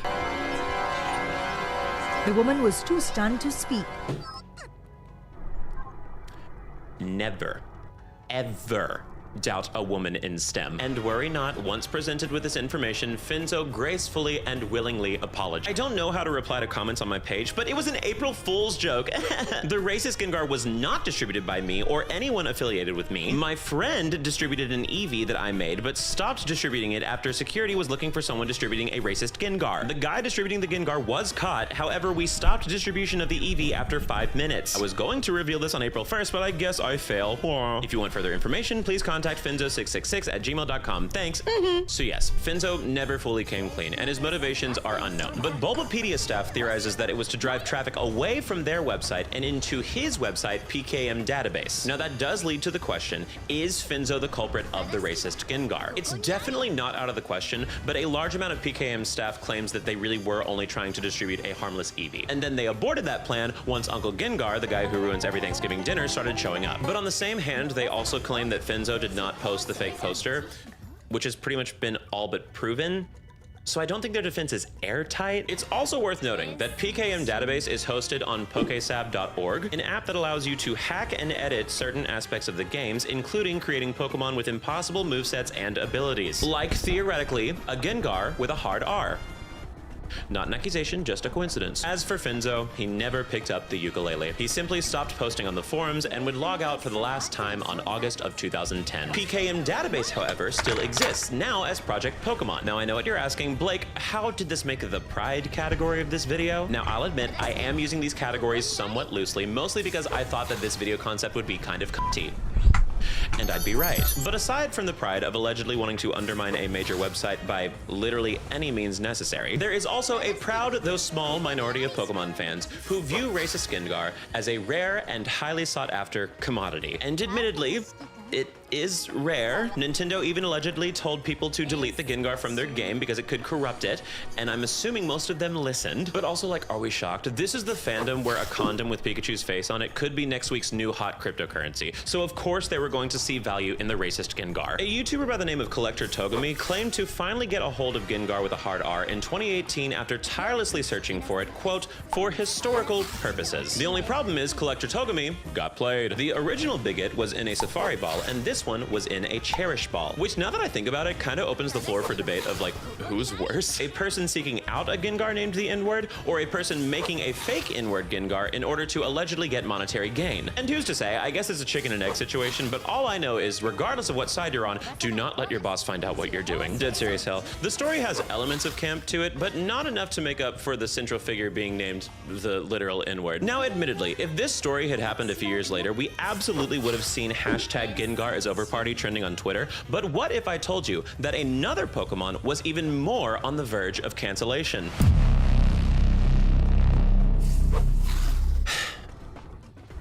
Congratulations, Diva. Your reign as the most infamous wall of text in the Pokemon community is over. So if there's one thing that a Pokemon fan always wants, it's more. The games aren't polished enough, the Pokemon designs aren't creative enough, the trees aren't HD enough. To be a Pokemon fan is to be in a perpetual state of disappointment. And don't get me wrong, a lot of these people come from a very valid place. Pokemon is the most financially successful franchise in the world. They have enough money to solve world hunger. It's not unfair to expect a higher quality game. But this desire occasionally gets the better of them, acting like a green goblin mask in the back of their mind telling them to commit crimes. So a select few of these players turn to to data mining. What started as a 2018 leak on 4chan of the 1997 demo version of Pokemon Gold and Silver, which exposed us to the Inside You There Are Two Wolves version of Girafarig, would inadvertently start a series of leaks of Nintendo and its affiliates over the years. Now, these leaks were fairly innocuous until 2020, when someone had the bright idea to leak source code for Nintendo games. And because 4chan does not discriminate, they also leaked personal information of Nintendo staff for apparently no other reason than I felt like it. And from that point on, anything was fair game. They were leaking unreleased code from Emerald all the way to Sword and Shield, reaching a fever pitch on October 12th, 2024, where we would see the largest leak to ever happen in Pokemon history. This included Pokemon assets, design documents, developer comments, and prototypes spanning from Gen 3 and onwards. And the worst of it all, 2,606 items containing personal information of Game Freak employees. Which, don't worry, the leakers were vocally proud about this. Remember, this day is legendary. You were here. This won't happen again. Yay, yay. But the topic for this story comes from the unused writings that were utilized in early Pokemon game development. One of which being the story of a girl that goes into the mountains looking for firewood and finds herself lost. It's not that long of a read, I'll leave the translation in the description, but basically, she's found by a Typhlosion shapeshifted to look like a man who takes her to his cave, holds her captive, considers her his wife, and has a child with her. Her father eventually kills the Typhlosion, and she and her child are considered outcasts of the village and eventually turn into Typhlosions themselves. And when this got out, excuse me? Putting the freak in Game Freak. Where the hell is this story gonna be told? It got to the point where Forbes themselves wrote an article about it, talking about how shocking and disturbing it is that Pokemon would have something like this behind the scenes. So that's it. Your favorite franchise is washed. So what now? Well, beloved viewer, you will be happy to hear what you probably already knew on some level. People on Twitter love reading the first thing they see online and not looking into it at all. That's right, viewers, we have come upon a rare trope in the War Crimes series entitled Blake Does the Impossible and De-Hyperbolizes a Situation at the Risk of Losing Entertainment Value. Because luckily, some people did look into this more and found a few things. One, this story was a rough, and I mean rough, machine translation. When this leak happened, there was so much information to sift through, most of it in Japanese, that people would put mass amounts of it into auto translators and just hope for the best. To the point where the name of the author of this Typhlosion story was mistranslated. Suguru Nakatsui, a male staffer who has worked in multiple character setting projects for Pokemon, changed to Yu Nakatsui, a Japanese name typically associated with a woman. But lucky for us, no one on the internet is frothing at the mouth to take down women to the point of not double checking their sources. All this was written by a woman! Of course it's a woman, LOL. Young women in the West need Christian Taliban rules. Official Pokemon and Pokophilia fanfics. Look inside, written by a woman. This is the most obvious mistranslation from this story, but there is speculation from other YouTube videos about this topic that the translation also makes the story sound a lot more brutal than it really is, because it's a very literal translation, which risks losing a lot of the nuances found within the story. But also, that is not my hill to die on, because even if the story is as brutal as the translation states, that leads to point 2, it's inspired by real Japanese folklore. It's based on a Japanese badger, or Mujina, often depicted as a yokai with the ability to shapeshift into humans for trickery and deception. And that is why Typhlosion specifically was chosen for this story, because its design is inspired by a badger. In an article titled On the Tohoku Roots of the Typhlosion Tale, Analyzing the Pokemon Leak Part 1, the author talks about how the Typhlosion story matches existing stories in the genre of kamikakushi Japanese folk tales. In many of the kamikakushi tales, a girl is disappeared into the mountains by an intimidating man and comes under his control. She is gone for a long time, as in the story related above, and sometimes may not realize how long she's been lost. In some, she even gives birth to his children. And while this subject matter is admittedly dark, so is most folklore and mythology. Oedipus sleeps with his own mom. Loki sleeps with a horse. Zeus sleeps with anything with a pulse. And do not even get me started on the origins of the Minotaur, but here he is in the Percy Jackson films front and center. The article also debunks the Pokophilia allegations, because in the story itself, this is set, we are told, long ago when the line between Pokemon and humans was unclear, or曖昧. This is not saying that the relational boundaries between them were indistinct, but rather that the boundaries between their identities were ambiguous. But Blake, this still feels out of character. The Pokemon games have never alluded to Pokemon-human romantic interactions. Except you're wrong, because point number 3, they did exactly that. In Pokemon Diamond and Pearl, the player can read a book at the Canalave City Library called Sinnoh Folk Story Number 3, whose text in the Japanese version translates as, there were humans who married Pokemon, there were Pokemon who married humans. As humans and Pokemon were the same in those days, this was normal. normal. Now granted, the American localization's PR team probably took one look at that and said absolutely the f not, but regardless, this is canon. And speaking of canon, this leads to arguably our most important point, number 4, which is leaked writing in an attempt to expand on world building that never gets released is not canon. Now this part is admittedly just personal speculation. We will probably never know exactly why this was written, but in my opinion, this reads as a writing exercise to help with Pokemon's world building by grounding it on Japanese folklore. But the important thing to take away from this is that this was not some sex pest female coworker attempting to make erotic Pokemon fanfiction on company time. This was a male coworker taking an already existing story, throwing a Typhlosion in, and seeing what sticks for potential lore drops throughout the games. We can also assume this because there's a ton of other stories in this leak of a similar nature. And frankly, some of those stories were even more dark and unsettling than the Typhlosion one. I don't know why this one was the scapegoat. But regardless of how you feel about this story or its origins, I hope you can walk away with the most important lesson, which is mind your damn business and stop leaking things that you have no business leaking. Neutral held. The reactions were pretty on fan always wants. It's more. The games aren't polished enough, the Pokemon designs aren't creative enough, the trees aren't HD enough. To be a Pokemon fan is to be in a perpetual state of disappointment. And don't get me wrong, a lot of these people come from a very valid place. Pokemon is the most financially successful franchise in the world. They have enough money to solve world hunger. It's not unfair to expect a higher quality game. But this desire occasionally gets the better of them, acting like a green goblin mask in the back of their mind telling them to commit crimes. So a select few of these players turn to data mining. What started as a 2018 leak on 4chan of the 1997 demo version of Pokemon Gold and Silver, which exposed us to the Inside You There Are Two Wolves version of Girafarig, would inadvertently start a series of leaks of Nintendo and its affiliates over the years. Now these leaks were fairly innocuous until 2020 when someone had the bright idea to leak source code for Nintendo games. And because 4chan does not discriminate, they also leaked personal information of Nintendo staff for apparently no other reason than I felt like it. And from that point on, anything was fair game. They were leaking unreleased code from Emerald all the way to Sword and Shield, reaching a fever pitch on October 12th, 2024, where we would see the largest leak to ever happen in Pokemon history. This included Pokemon assets, design documents, developer comments, and prototypes spanning from Gen 3 and onwards. And the worst of it all, 2,606 items containing personal information of Game Freak employees. Which, don't worry, the leakers were vocally proud about this. Remember, this day is legendary. You were here. This won't happen again.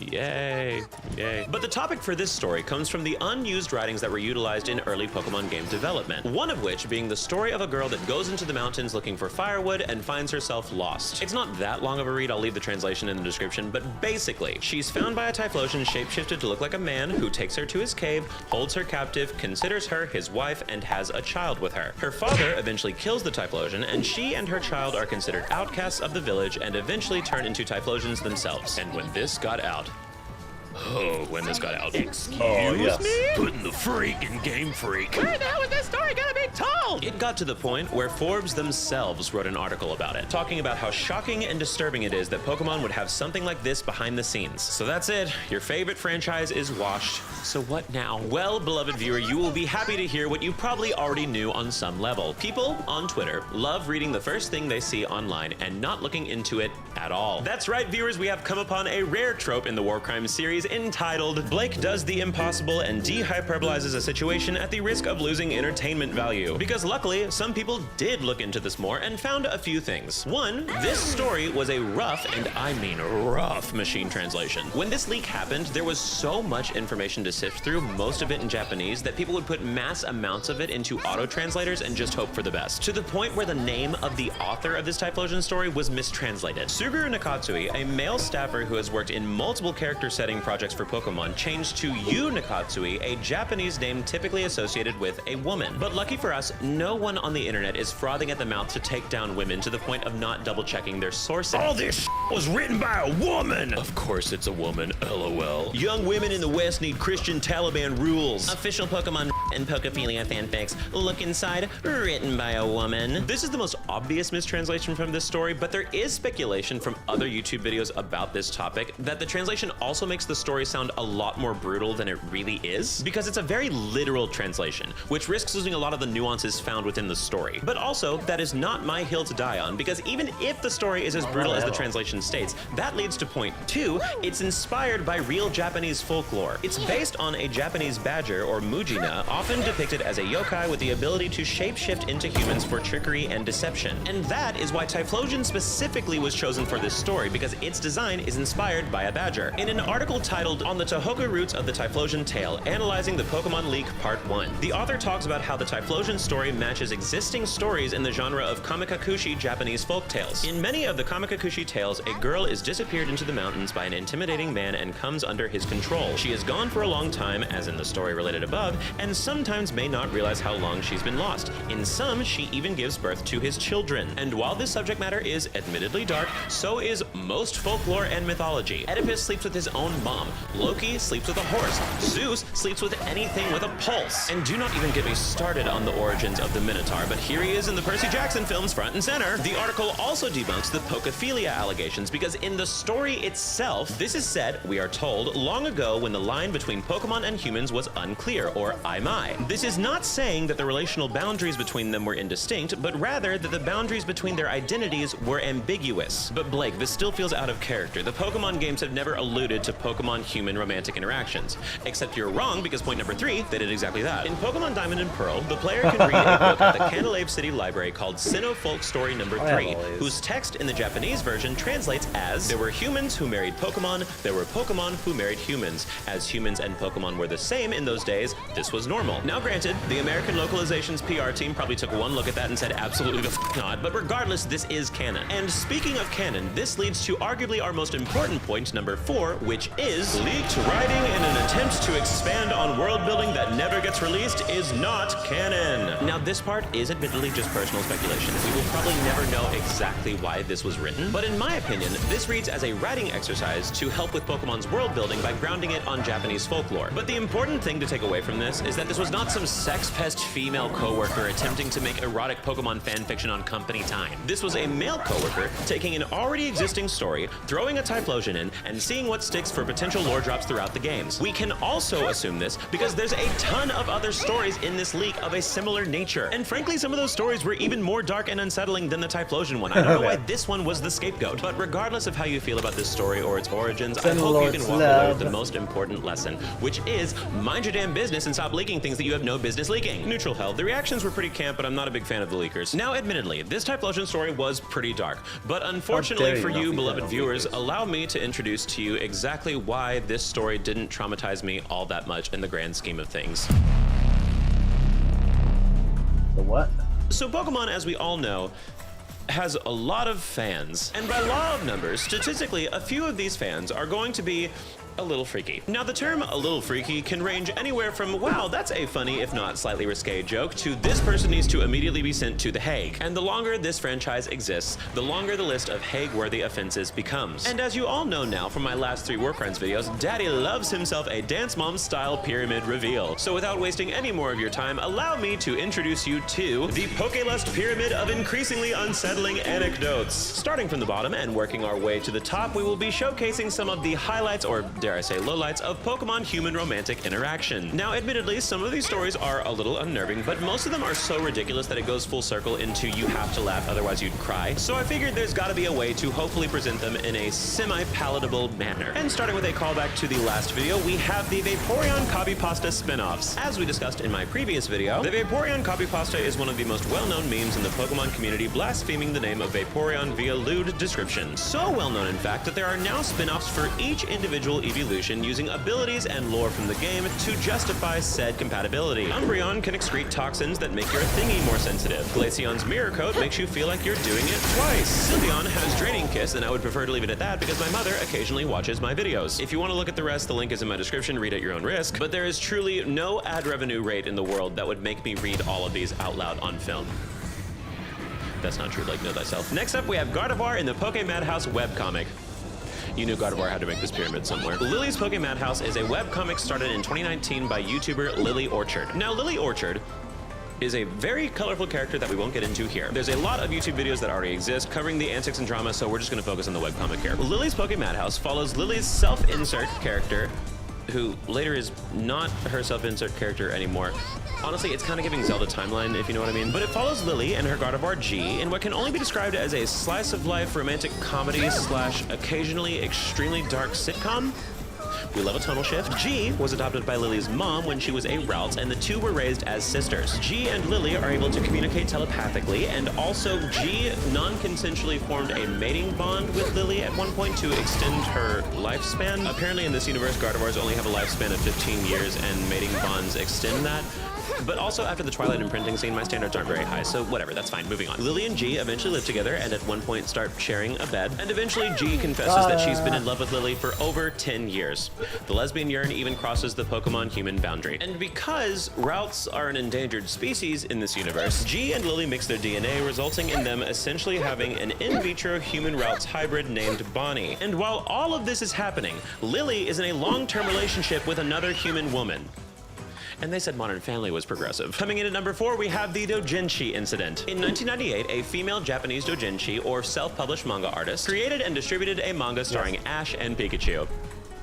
An erotic manga. She would physically mail the material to people that responded to her flyers advertising the manga. And in January that following year, the artist was arrested and detained by police for 22 days. But she was not arrested because she was distributing inappropriate material about an underage character. She was arrested because Nintendo found out and filed a complaint due to copyright infringement. Copyright infringement. Almighty dollar reigns supreme, I guess. That's pretty sad. And up next on our list, we have Pokemon Girls Hunter. Pokemon Girls Hunter is an NSFW ROM hack created by Pixiv user FZ15. In this universe, Team Rocket has found a way to invent Pokeballs capable of catching human girls. Nice. Not very proud to be wearing this right now. Also, I'm not entirely sure how the Pokeballs are able to differentiate gender expression, but believe me, that is far from the greatest defense here. Also, for some reason, you're able to catch Pokemon too, along with their trainers, and then make them both participate in battle. Nice. Diversity win. But in the game's defense, you can only catch the women if they consent, or in the rare case that it's for self-defense.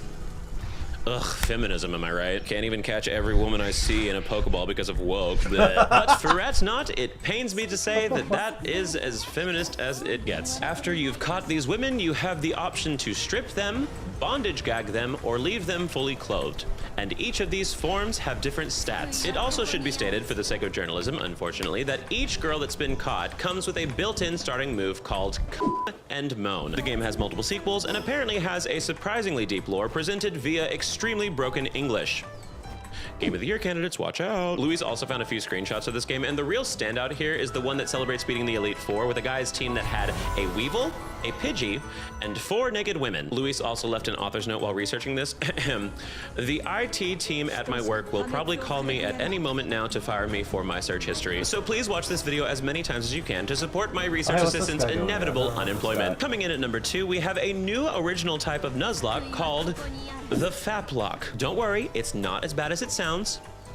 It's worse. So for those not in the know, a Nuzlocke is a self-imposed set of rules to make the Pokemon games more difficult. You can only catch the first Pokemon you encounter per zone, you have to nickname the Pokemon for emotional attachment, and most importantly, if your Pokemon faints, it is considered dead and you can no longer use it. Well, about 7 years ago on the subreddit a user very earnestly created a brand new type of Nuzlocke called the Faplock. That subreddit has over 80,000 weekly visitors, by the way. And it turns out there is another subreddit specifically for adult material starring Gardevoir and family. There are entire armies of Lily's Poke Madhouses just waiting for their moment in the spotlight. So the Nuzlocke basically has the same rules as the Faplock, only with one crucial addition. If your Pokemon faints, you must stop the game, go find adult material of said Pokemon, and treat yourself to dinner. And you cannot continue the Faplock until you have completed your meal at dinner. And if multiple Pokemon faint in a single fight, you have to go to dinner with each of them individually, no group dates.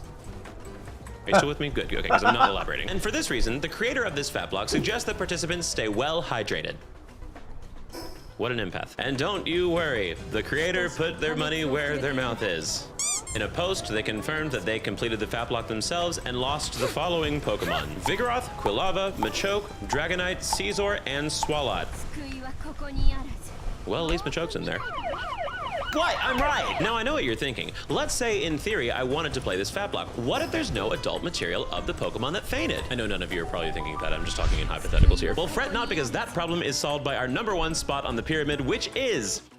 there's literally just porn of every single Pokemon. To quote Luis, yes, even Kling Klang. Unfortunately, I checked. I'm starting to realize I don't think I paid him enough for this. On the popular fanfiction site Archive of Our Own, or AO3, there are over 1,500 stories tagged under human/Pokemon relationships. Anyone that has been a fan of this series for over a decade knows that there is nothing left of it that is sacred. You can literally make the most benign post about Pokemon, like, if you've ever wondered how big Gengars are, here is your answer. And someone will respond with, he's big enough to have sex with. Someone actually put together a list counting the amount of times that popular media franchises appeared in sites, and it turns out the top 3 were Toho Project, My Little Pony, and Pokemon by a margin big enough to shatter your will to live. We are playing a game riddled in sin, and nevertheless, we put the Poke Rap on in our brains, play it on loop to drown everything else out, and our Pokemon journey continues. Campbell, I have to put this on the side of Camp because once again, this is a situation where if I take it too seriously, I will not be able to get out of bed in the morning. So as you can see, a sizable amount of Pokemon lovers are some freaks, so imagine what a Pokemon hater is like.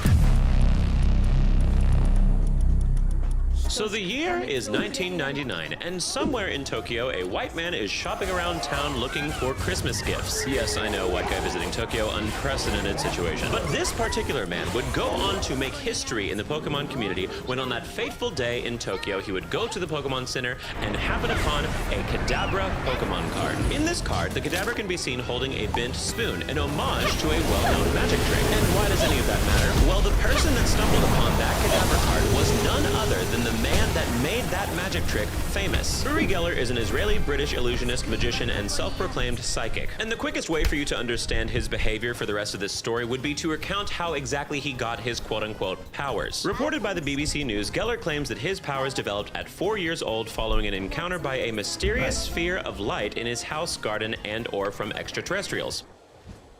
I mean, I could make a joke, but I would be lying if I said I didn't levitate when I first heard Run Away With Me by Carly Rae Jepsen, so I guess anything's possible. But like I mentioned briefly, Geller's most famous magic trick is one where he bends a spoon with his mind. Oh, also, it should be clarified, he does not claim this is a magic trick. He claims he can actually do this with his psychic powers. To the point where he had to stall and make up excuses for 20 minutes on the Johnny Carson show when Carson sprung a bunch of spoons on him that Geller had not planted for himself, and you guessed it, he couldn't bend them. I'm feeling being pressed and then I can't... Well, I'm not trying to press you, I really not. So you can imagine his shock when he stumbled upon a card of a psychic Pokemon bending a spoon whose Japanese name, Jungerer, admittedly does sound somewhat similar to his name. And by his account, allegedly, he was not the only person in that store that was shocked. Geller claims that hundreds of children at the Pokemon Center in Tokyo ran towards him asking for autographs when they noticed him. I gotta be honest, I think I believe the Sphere of Light story more than hundreds of Japanese children recognizing a British-Israeli magician, but I guess I wasn't there, so. And besides, all that really matters here is that Geller was pissed. The magician told BBC News, Nintendo turned me into an evil, occult Pokemon character. Nintendo stole my identity by using my name and my signature image. And subsequently, he sued Nintendo for £60 million, stating I already had several emails from people asking is it really me on the card and saying how I must have been given a fortune by Nintendo for using my name. Again, the several emails claim probably holds about as much weight as the hundreds of Japanese children recognizing him and the mysterious Sphere of Light, but whatever, get your bag, girl. Now, to his credit, by this point in time, the Pokemon Company was already valued at over $8 billion, but would that $8 billion translate to a single Kadabra card banking them £60 million? Definitely not, but I imagine that economics is not one of the things that the mysterious Sphere of Light taught Uri Geller. Oh, but it did not stop there, because Geller also claimed that the Kadabra design was anti-Semitic, stating that the star on its forehead and the bolt-like symbols on its belly were references to the SS during World War II. Now, I hate to yuck his accusational yum, but most likely these symbols are based on Zener cards, which are used to test extrasensory perception, but also, the mysterious Sphere of Light did not pick my basic ass, so what do I know? Now, once this lawsuit was made public knowledge, how did they respond? That's right, hilariously and Chile. A prime example of this would be IGN's article on the matter, which is easily one of the cuttiest pieces of gamer journalism I've ever laid eyes on, stating, "The crazy man claims to use his brainwaves for all sorts of useful tasks, such as bending spoons, and as you'll notice below, the resemblance is quite striking indeed. In fact, we challenge you to discover which is the cute and cuddly psychic, and which is the Pokemon." Listen, IGN isn't always right, you'll see that later in this video, but when they hit, they hit. A British spokesperson for Nintendo also responded, stating, "I can't imagine Uri Geller would have such a following in Japan that they would name a Pokemon card after him." Okay, you may think the Nintendo rep is right, but was he hand-selected by a mysterious sphere of light? So as you can imagine, Geller lost the lawsuit, but he would try again in the United States, only to have another wig snatched from his poor telekinetic head. Because this lawsuit was dismissed in 2003 because, quote, "To establish confusion, plaintiff must first establish that his mark is famous or well-known. In the absence of knowledge of the mark, consumers will not become confused." Oh, Floppy Geller, get off the floor. You're not charting, Diva, you're not charting! But unfortunately, Floppy would not let this flop stop him from ruining everyone else's fun. In a 2008 interview with Masamitsu Hidaka, who at the time was a storyboard artist and previous director of Pokemon, the case had not been settled and was still going on, and that they were not allowed to use Kadabra on a card until an agreement was reached, stating they put Kadabra aside for now. When asked if the case would ever be settled, he said, "Not anytime soon." And boy, did they mean it. While Geller didn't win the lawsuit, they were still waiting for him to give the okay before making any other Kadabra cards because they just wanted to avoid the legal headache that is this man. And seeing as how Geller would go on to post about Kadabra in Pokemon Go in 2016, my guess is he never gave them his permission. And you guessed it, the public was still not on his side, as you can see in this tweet from Geller asking, "Is the spoon-wielding Kadabra Pokemon known as Yungurer in Japan modeled on me?" Followed by a 93% vote of no. God, I have looked at this image no less than 30 times while writing the script for this video, and it's still so f***ing funny. But because of this, Nintendo used their all-reliable strategy of scrub the Pokemon from existence, as we saw with Porygon and Jinx in my last video, so they put poor Kadabra in the proverbial gulag. The last Kadabra card was printed in 2003 as part of the Skyridge set, and the last Abra card was printed in 2007 as part of the Mysterious Treasures set, which, fun fact, can skip Kadabra and instantly evolve into Alakazam through Ultra, please don't sue us again, we're so tired, evolution. God, I can feel Logan Paul breathing down my neck at the mere suggestion of a discontinued Pokemon card. And finally, Kadabra's last anime appearance was in 2006 in the United States in the episode Fear Factor Phony from the Ruby Sapphire era. Or so we thought! Because in 2020, over a decade later, Geller would send an email to the gaming news website The Gamer. Due to the tremendous volume of emails I am still getting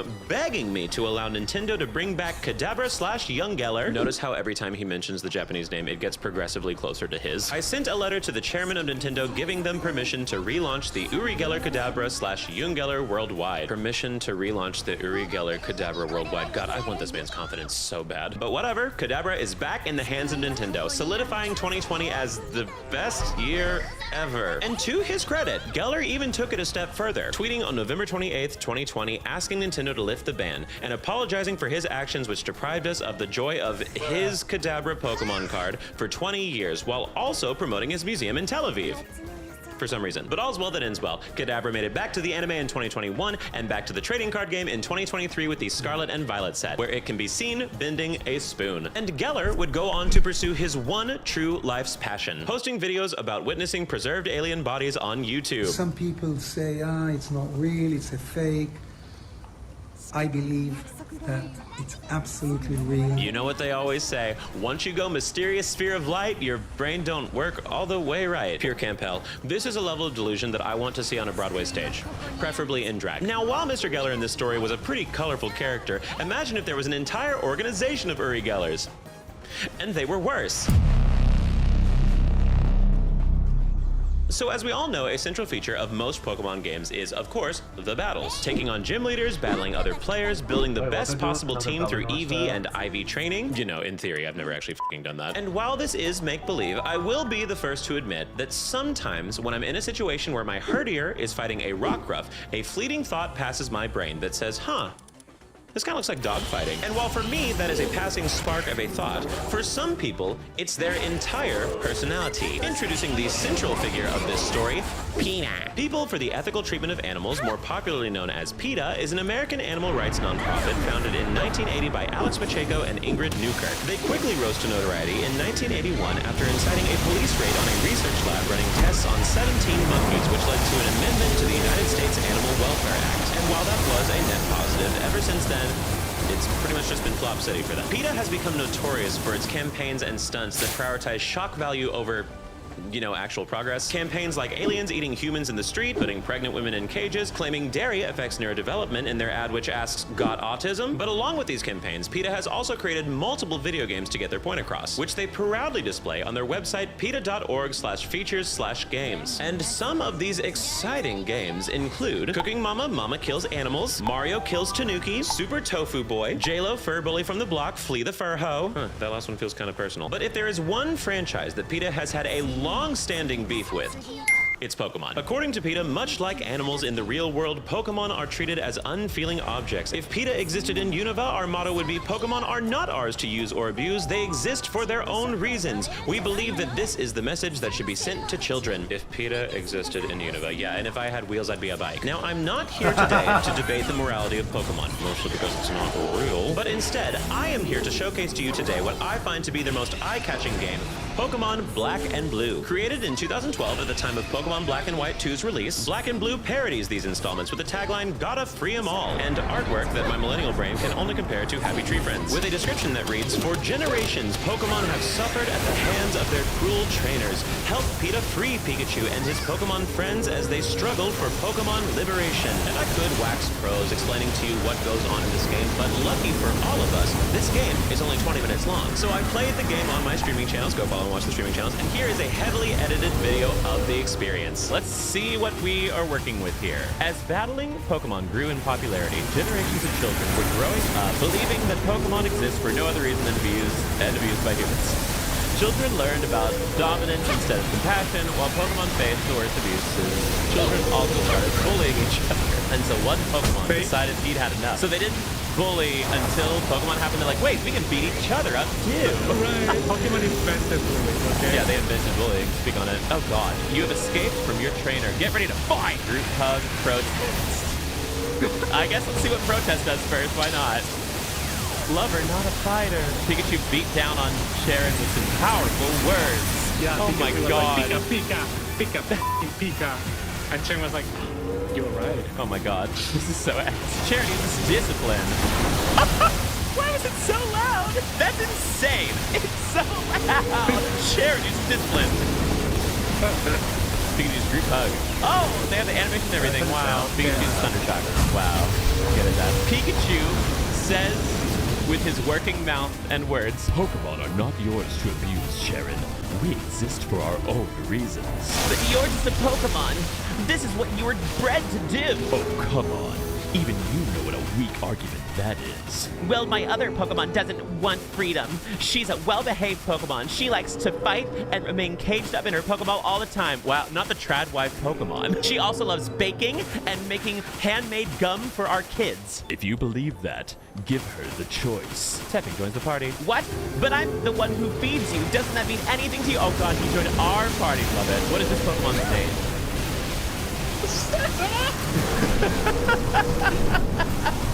The game just deletes itself automatically. Oh, Nurse Joy. As a nurse, I've seen how mistreated and exploited Pokemon are. Like all thinking and feeling beings, Pokemon must surely suffer terribly when they are cut up in experiments or forced to fight.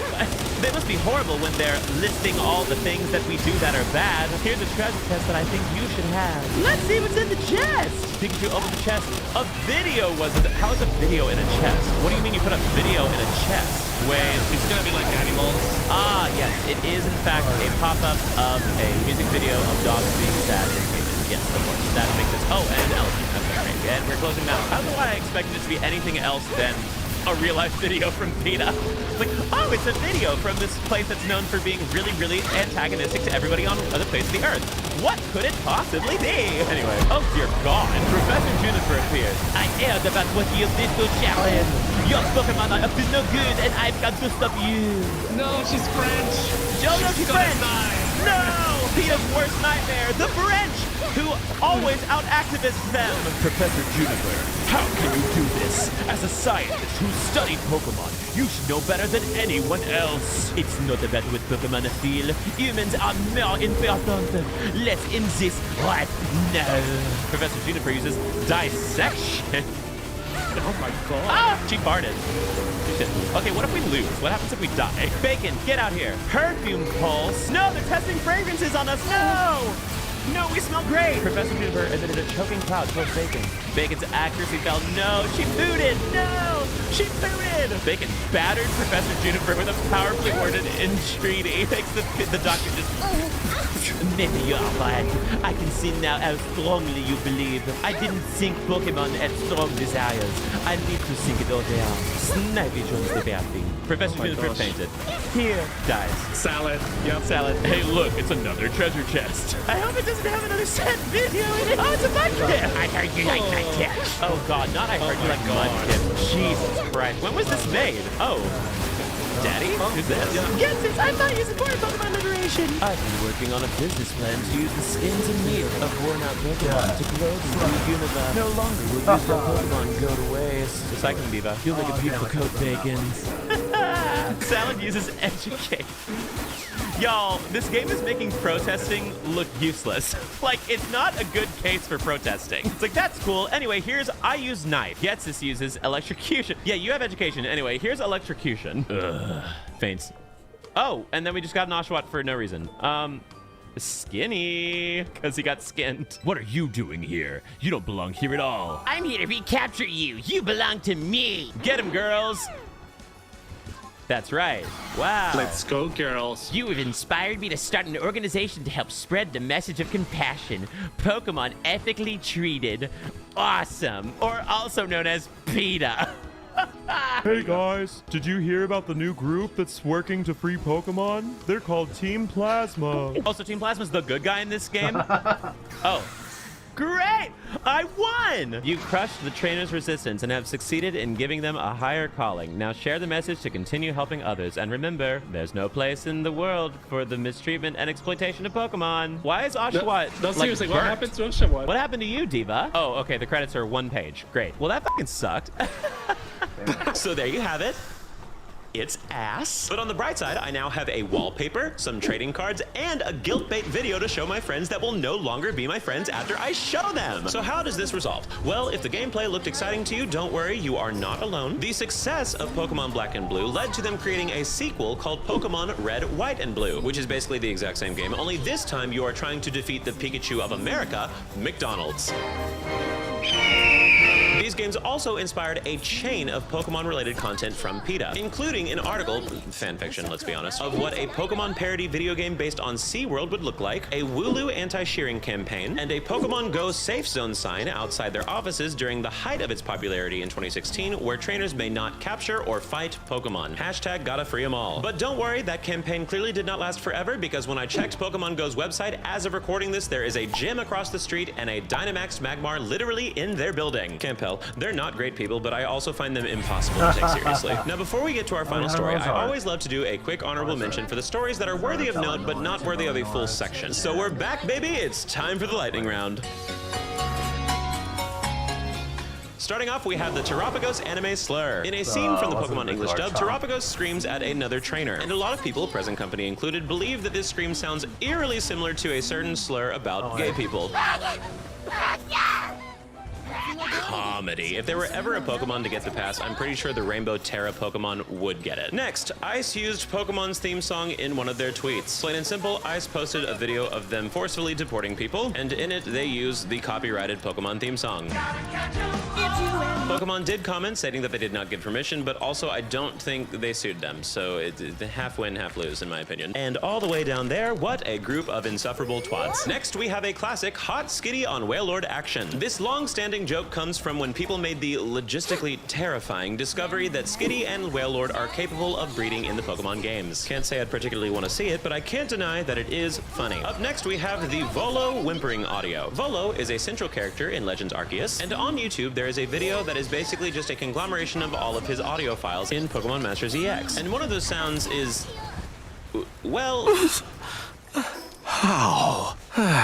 talk about hashtag Pokemon Master Sex. Good for you, Volo. Up next, we have Kabuto King. So there's this guy on Twitter named Kabuto King who has been documenting his experience trying to collect every single first edition Kabuto card that he can. And people sometimes like to troll him by tagging him in videos of them setting these cards on fire. I don't know much about this hobby, but apparently it pisses off the trading card crypto bros, so honestly, dead serious heaven, he's doing God's work. And finally, for a personal story, we have the Blake Jennings Pokemon Game Show Blessing / Curse. So I have been in 4 collaborative Pokemon Game Show videos on YouTube, 2 by Delicious James, 1 by Fever Koifish, and 1 by Zane Games. I absolutely love participating in these. I hope to do many more in the future, but also I can't help but feel like a fish out of water sometimes. Like, I adore Pokemon, but these people are such experts on the topic that I can't help but feel like that Pachirisu in the World Finals. Like, what the hell am I doing here? Why did I get invited? And the weirdest part of all is that I keep winning them. In the Zane Games video, I even addressed this fact, and then this happened 2 minutes later. I have won every one of these guest shows I've been on, and there's no good reason for me to be winning these. So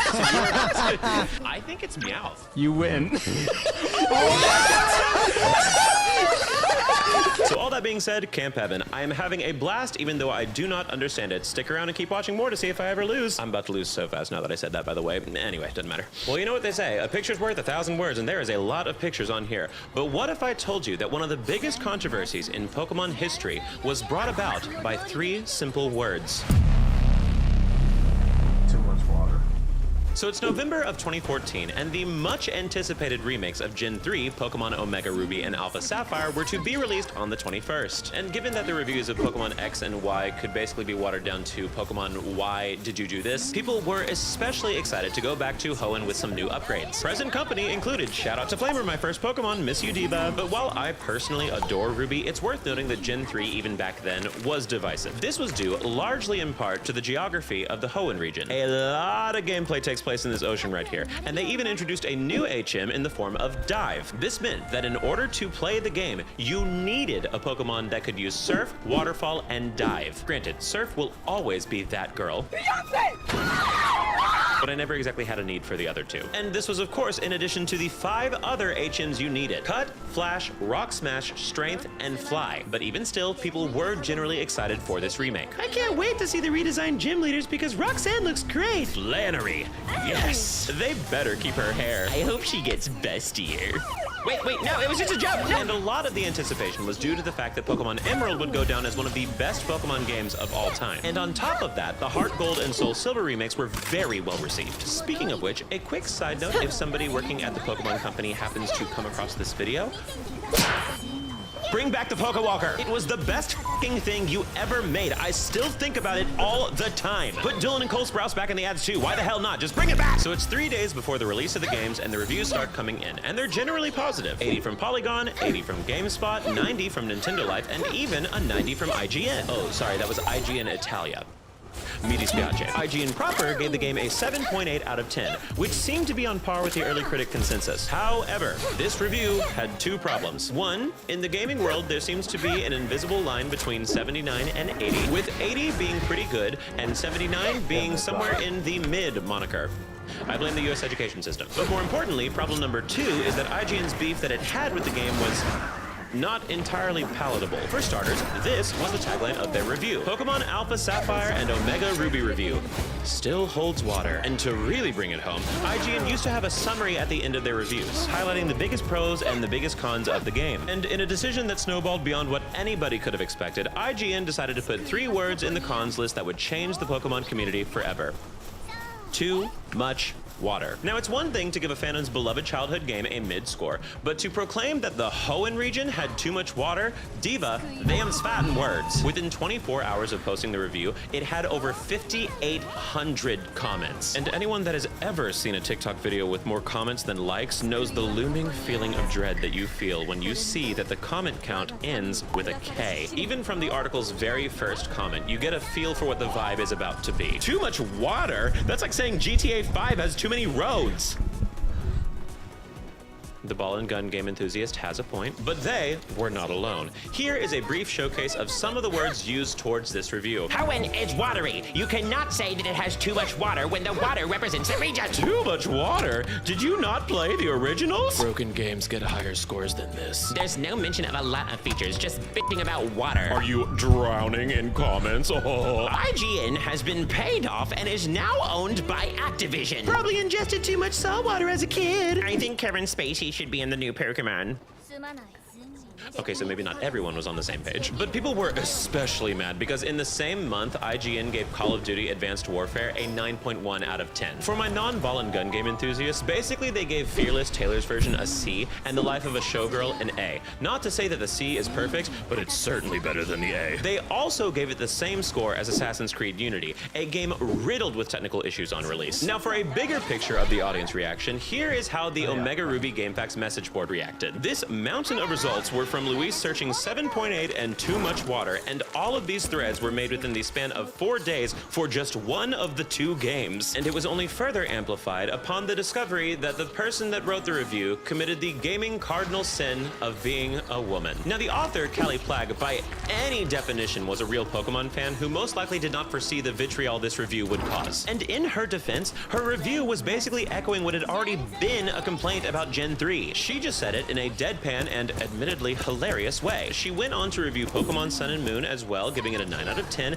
and Undertale giving it a perfect 10. And she is right. I just finished streaming that game. It fucking rocks. But worry not, beloved viewers, she did not take this backlash lying down. Based on this exchange where she reported one of her haters to his mom, I think we can safely say that this woman has never done anything wrong in her life, and I am obsessed with her now. So how does this resolve? Well, eventually Callie would move on from IGN to Polygon, and her main reason for leaving had nothing to do with the backlash from this review. Instead, it was due to sexual harassment in the workplace. Yay! And the worst part is a lot of people would go on to agree with this review after, you know, actually reading it and not just looking at the bullet points at the end of the video. People didn't like oversaturation of water types. People didn't like the excessive HMs. People didn't like running into a fucking tentacle for the 85th time in 20 minutes. I just want to get to another island. Release me! Release me! As Tambourine SpongeBob put it many years later in a retrospective post on Reset Era, fair criticism that looks stupid as a bullet point at the end of a review. The Pokemon fans can't read allegations, stay strong. But too much water's impact would frankly go on to outshine the game itself. It became an instant meme in the Pokemon sphere that today, 12 years later, is still referenced. It's used in Sun and Moon as one of the photo reaction options. In 2024, Pokemon referenced it during Water Type Month, where Callie responded, "Bro, you cannot convince me she's not hilarious. Sorry, I have a new queen." Just this year, IGN brought it back as a reaction to the announcement of Pokemon Wind and Waves, to which Pokemon themselves responded 7.8 out of 10. And on the other, less fun side of the coin, people still sometimes bring up 7.8 as a way to discredit IGN's reviews. Like, dude, it's been over a decade. These aren't even the same people reviewing these games. Give it a rest. So for once, I think we actually ended a war crime where everyone involved is cool with it and even finds it funny. But what's not funny is the literacy crisis of the Pokemon community. For just $25 a day sent to my Venmo, you can help me continue shaming these fans until they finally pick up a book. Thank you for your activism. What a satisfying way to finish this video. It truly 7.8. And just like that, we have completed yet another Graph Your Life. This was a pretty campy episode mixed with some absolutely horrible atrocities to balance it out. But once again, thank you so much for watching this video. My name is Blake. If you enjoyed it, please make sure to like, comment, share, subscribe, notification bell, all that good stuff. Otherwise, you might not get a part 3. Although I kind of want to do a part 3. Let me know in the comments. If you would like to hear more of my yappings between videos, I also stream on Twitch and YouTube Live and post edited VODs on the YouTube Live channel. I also have a podcast, Keep Me Young, where me and my co-host Heather try to keep each other culturally relevant by discussing pop culture topics in a world where those go by so fast now. Why do they go so fast now? And of course, like every video, we have to ask the most important question: what have we learned? I think the moral is that if you are going to wear a Team Rocket one piece for the entirety of a recording session, make sure you pee first. Oh my god, I can't believe it's finally over. I'm so relieved. I am dying, Squirtle.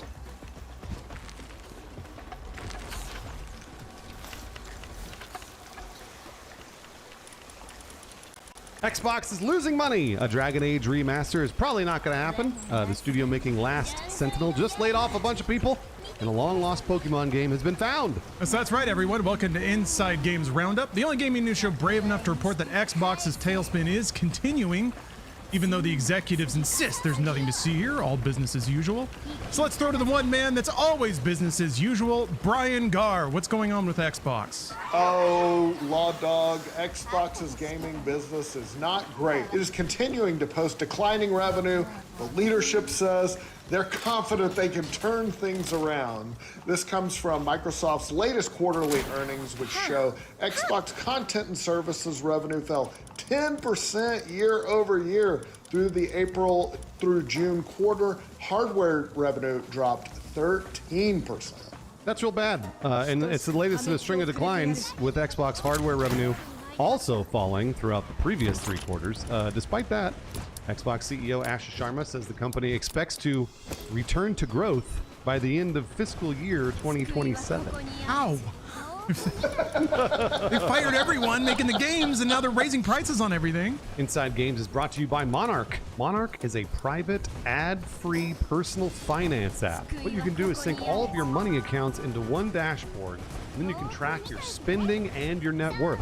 With Monarch, you're always going to know where your money is and where it's going. Consider Monarch a way to simplify all of your finances. Literally every single thing you do with money, all in one app. There's no micromanagement in Monarch. You can actually just control all of your spending habits, all of your money in one spot. There's a clear view. There's no constant alerts coming from the app. One of the coolest things about Monarch that I really like, the partner tracking. So you invite somebody to join your Monarch account, and then you too can see what's going on with your finances together. Monarch is private and ad-free. They do not sell your data. It syncs with over 13,000 institutions. Lots of flexible budgeting within the app, and of course customizable rules for that budgeting. There's AI-powered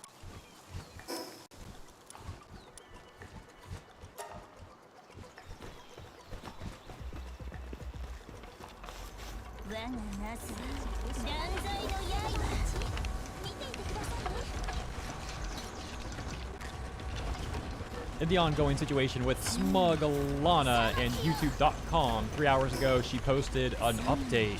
She says they responded in DMs. They finally responded in DMs. Don't post videos of eliminating mosquitoes. It will get you flagged for animal that. I'm scared to even say that now. Like, what's gonna happen, dude? I've had videos restricted on YouTube for me saying the title of SSK the JL. Not only did it get restricted, they put a warning about eliminating yourself IRL on my video, which was crazy. But they say the strike won't be removed that she got for that video. And then adding on that they responded and said the Joe Rogan clip was a quote-unquote mistake, even though I appealed it and it got rejected the first time. So she had the ongoing situation with the mosquito thing. She also had this issue with a Joe Rogan reaction. At least they remedied that, but she still got the strike on her channel over the mosquito thing. Dude, oh my gosh.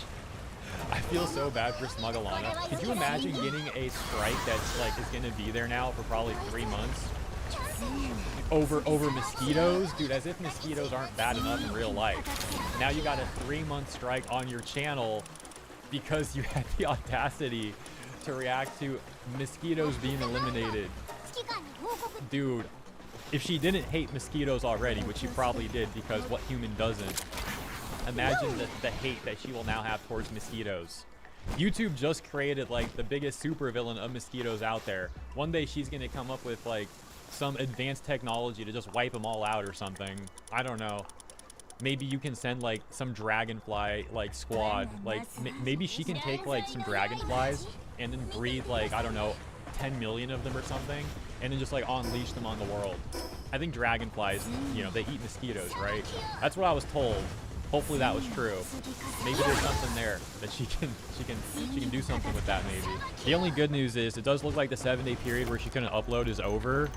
So, you know, there's that at least. And hey, she reacted to my Bethesda video. Massive dub. Hope she enjoyed that. I'll leave it there. You know, jokes aside, I do wish her the best. This all sucks to go through. Wait a second, plot twist. It's actually not my video. She reacted to Rev's video about my tweet that went viral last week. So I take back everything I said now. How dare she do that? Now I'm offended. No, I'm kidding, obviously. It's a joke. I like Rev. I like Smug. Wish you all the best. Thanks for tuning in. I'll see you in the next one.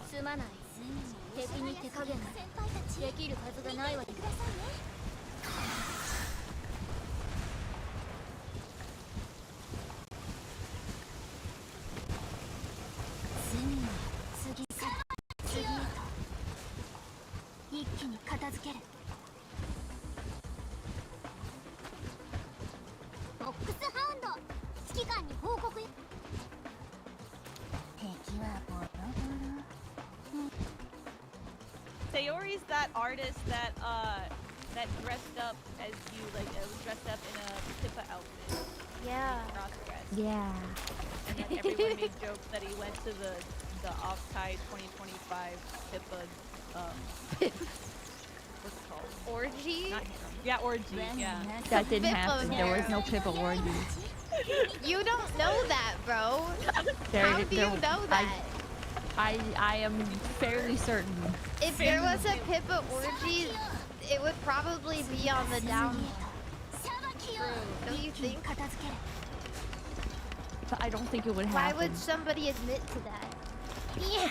Because dude, there was like that one, oh god, I don't remember what his name was. But there was like a manager for a VTuber company back in like 2022 or something that like was posting on Twitter, like he was going to the orgies, the room parties and stuff, and he was like posting pictures of his like multi-$1,000 machine that he took to the orgies. Machine? Like yeah, a gun? he had a machine. No, it was like a thing you sit on. Oh, like a sex machine? Yeah, he had a sex machine is so vague. I was like, what could that possibly be? And he was a manager for some company. I don't remember which one. But yeah. Wow. The mechanism. Me when I pull up to the function with my multi-$1,000 mechanism. That's what they do, man. That's what they do at the orgies. How are you supposed to transport that, like discreet? I don't think they bother. you These are the same do. people that put like dildos in the windows for everybody to see. What the heck? Like they're not subtle about it. That's like some swinger shit. For real. That's more than swingers. Like, at least swingers are like, oh, I'll put a pineapple, like, you know, decoration on my doorknob. You know, they're like, they're a little discreet. That's like culty. The pineapple cult. Pineapple orgy, I feel like if you're a swinger, you're probably doing orgies, right? I don't know. That's like the don't know same about thing, it. basically, right? Well, like, Because like if you're a There's still swinger, another you're location I like still haven't gone. fucking other people, yeah. right? They should be fucking other couples.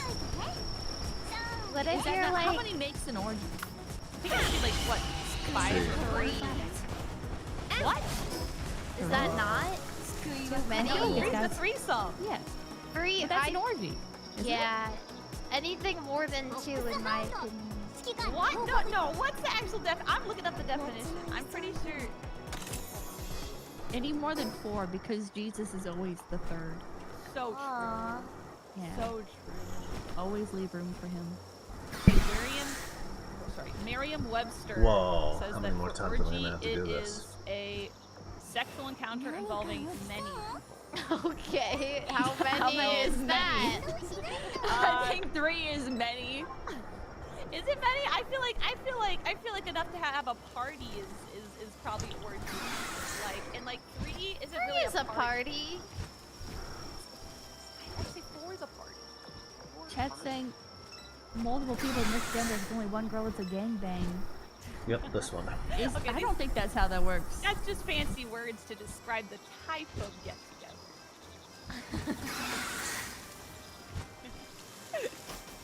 We need like an OnlyFans model in here to explain this to us. This is But we need like... No, we don't need an OnlyFans model. They're fucking LARPers. They're sex LARPers, bro. Some of them, someone of them just touch themselves and get naked. They don't actually know. Okay, then a Pornhub. We need an actual porn star, okay? Yeah. None of that pussy shit. Well, I think actually, it is yes, pussy shit. Okay, okay, yeah, you're right.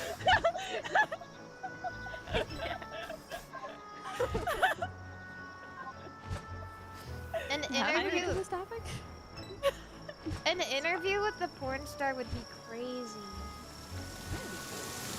Find one. Where? Where do you go? Hello, Twitter.com. I am looking for a porn star to ask questions to. Wait, do you Do you ever like photos on Twitter of like pretty people, and then it just like starts slowly devolving into like a little bit more degenerate and a little bit more degenerate, and then it just shows you full on porn, and you're like, oh, it went too far. Yeah.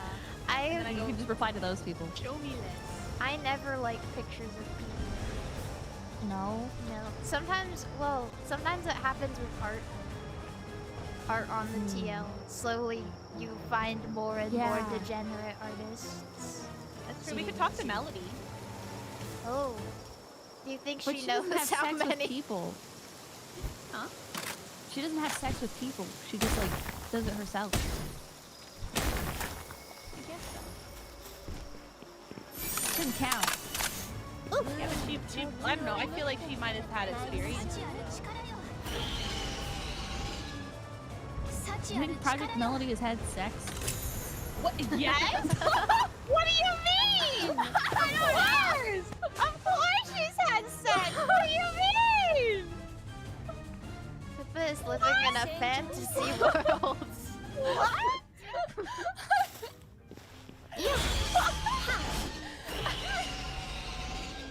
Like with other people.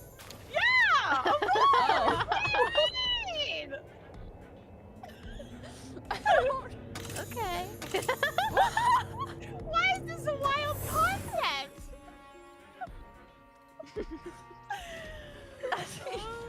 That is such a beautiful way of thinking. That is so gorgeous. I feel like I'm sitting on the side of a mountain looking at a beautiful lake right now. I think it is entirely reasonable to believe that the VTuber porn star would only do activities on her own and would reserve herself for activities. I don't think she knows. For the stream. Yeah. She doesn't know. What?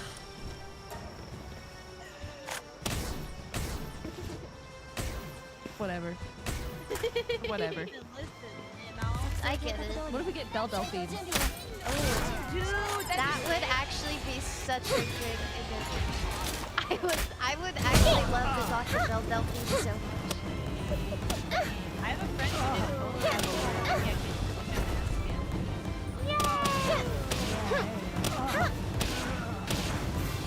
Belle Delphine, we want to collab with you. We want to ask, how do you define an orange? How many? Yeah! She would probably. I feel like she would. I don't know if. I actually don't know a lot about Belle Delphine, like the sense of like what content she makes other than pictures. Like suggestive pictures. Did she? Yeah, on camera. Oh, okay. So she was. And then he died. Oh, Now it's right. stuck in Overwatch. Oh, yeah. What's his name? Yeah. I remember seeing those pictures. I didn't know she had sex with him. And then she had sex with somebody else, and then they also died. What? Oh my god. No, you're kidding. Bro, she's never gonna have sex again in her life. Her pussy is possessed. That's crazy. We need to hire an Etsy witch right now to cure her. No, she's never no. gonna talk You to know us. what I just ordered? I ordered some special blessed dirt. Ooh. Yeah. Like Pirates of the Caribbean? No. Kind of. But like not from the movie. Okay. Yeah, I ordered bank dirt. Dirt from the bank. It has the Wells power Fargo? of money within it. Oh. I have 2 boxes sitting on my table right now. They're really sketchy. I got them from Etsy. One of them contains a positive spirit and the other one contains a negative spirit, and I'm really scared to open them. Why did you get one of each? I don't know. I just thought, like, I gotta know if it works, right? Maybe they'll fight each other off and it will become a neutral spirit. That's what I was thinking, at least. Or they fight it out and then the evil spirit wins and you're just stuck with that. Oh fuck. The evil spirit is stronger. Well then I'm gonna have to get 2 positive spirits.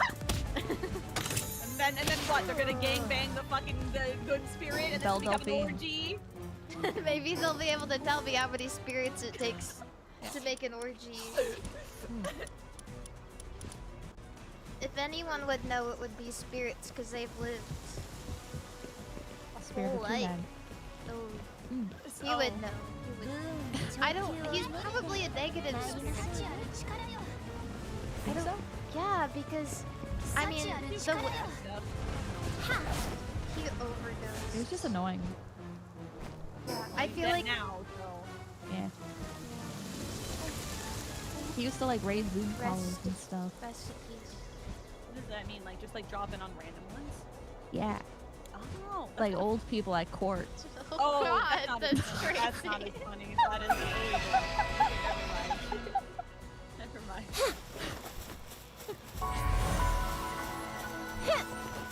It was good content. I have never watched really one of his videos. I know that he played games. He played a. Like Overwatch. Yeah, he played a. Now you have. No. Yeah. We should all boot up What Overwatch right now. You know what? I think it's I free should. on Steam. I think I need to end stream. Yeah, I'm getting so tired. Oh, what is that? Oh, Biscotti. I hear Biscotti. Oh, okay. Stream more like Steam. Boot that shit up and download Overwatch free to play. You know, New it's gonna chapter take a Demon little has bit just too released. long to download. I'll start downloading it right now, and then the next time we all stream together, we can play. Really?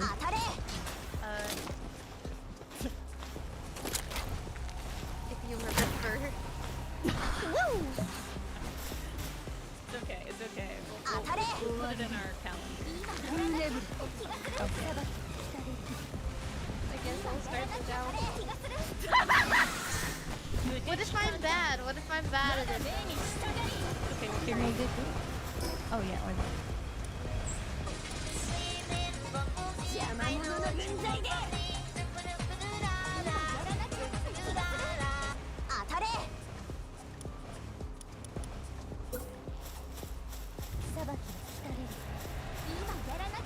Why do I look like I'm made of clay? I made myself too light.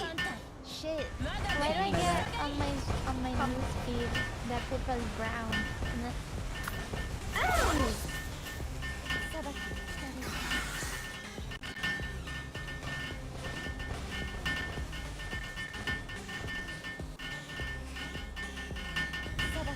Don't deny it, Bob. You know you check that, dude. You wish I checked that. Dudes wish girls check them out. I'm sure plenty of girls do check dudes out. But for me, I'm not as interested in checking dudes out as I am in checking out a woman. Not in a way where I'm like, you know, I want to date that girl. It's in a way where like, oh, you know, I'm not gay. I'm not gay. It's not like that. It's just. When you're a girl who's interested in fashion and makeup, you're checking out girls a lot, that's all. I'm not gay, I'm just checking. I cannot let someone walk by with something fire and not know about it. Yeah, okay, I'm not gay, I'm not gay, I'm not gay, I'm not gay. Yeah. I like dudes too, I really do. Actually, I gotta tell you guys a story. I'm not gonna lie, I've been sitting on this one for a while. Because it is maybe one of the most embarrassing stories that I have. I don't believe I've told this on stream before. It's not gay. It's not gay. In fact, it's quite straight. It's quite a straight story. But I've told you guys before that growing up, I was not like I was not comfortable in my own skin. I had bad skin, and I just like I had very awkward appearance growing up. Compared to now, I'm a lot more comfortable and receive more compliments than I used to. That's for sure. So I need to say that to preface this, because when I was like 12, I need you guys to lock in for this, okay? I need you to hold your laughter.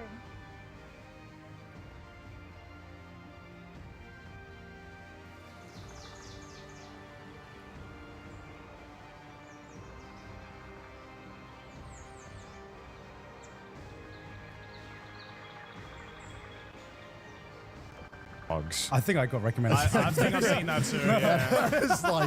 I was like, what? It's like tier listing every drug I've ever taken or something. Yeah. I was like, this is bold. I mean, someone's got to do it. Yeah, someone's got to put that information out there. You know, sometimes you go on YouTube and you just see an unskippable title, and I think it was like tier listing every drug by how much they ruined my life. Or something like that. And I watched the entire video, to be fair, because I was curious, and I was like, this is great, because this is the on the ground journalism that TV will never give you.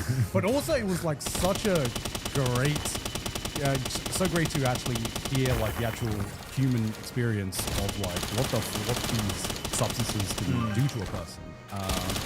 And you know, I hope the guy's doing better now, since he clearly has gone through a huge journey in life, and he seems like he's on a better path. You know, hopefully. I mean, like, you know, admittedly, like, one of my, like, favorite kind of guilty pleasure content to consume is, like, trip reports that people have of, like, when they do hard drugs and shit, because I don't have the balls to actually do it myself. So the next best thing is to, like, hear the anecdotes of someone who was on it. And, you know, some of these, like, trip reports I've heard on, like, salvia and, like, all these other, like, insane drugs just makes me not want to ever touch that stuff. And is the best anti-drug thing that you could possibly... Like, I remember there was one where, like, there was a trip report of some guy who was on salvia, and he was like, I lived as the letter K for 50 years. And he just, like, went on this, like, whole diatribe of, like, how he's just, like, he tripped so hard that he thought he was the letter K for 50 years. And in reality, he was lying on his bed for 15 minutes. And I'm like, that sounds like, why would you ever do that? That sounds like the most terrible thing on the planet. That's like living the Inception movie. Yeah. You know? Legit. That's crazy. Yeah. And it's like, you know, it's interesting to hear, but it doesn't make me want to be like, oh, okay, word, let me try it, you know? Yeah. And, you know, I feel like that show, and, you know, I feel nikke is that. And, you know, since we've been referencing Trainspotting so much and how many references they make to, on Trainspotting in the show, I really do hope that eventually this show also kind of goes in the same direction as Trainspotting, where, like, it starts off, you know, with, like, all the cat girls, like, you know, being addicts of all sorts of different things, and then eventually something happens where over time they kind of learn to come out of it, and, you know, hopefully a happy ending. But yeah, can we talk about the opening? Why does the opening go so hard? Goes so hard. Why the fuck? So hard. There's quite a lot of references. There's like 30 or 40 Yeah, it's pretty cool. Yeah. I think they went like the Chainsaw Man route, and they're just like, okay, we're gonna go full Hollywood with this, but just add cat girls. I'm like, fuck, man. The song is a banger as well. Song is a banger. This is like cinematic. It's cinema history. Yeah. Why is this being made for a show about girls addicted to drugs? You know, it's it's. Do you know what I thought watching this show? I was like, damn, is this Watamote's final form? do you know what I mean?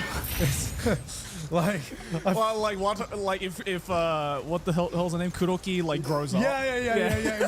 Was this? Is this like the time skip of like what happens in Watamote?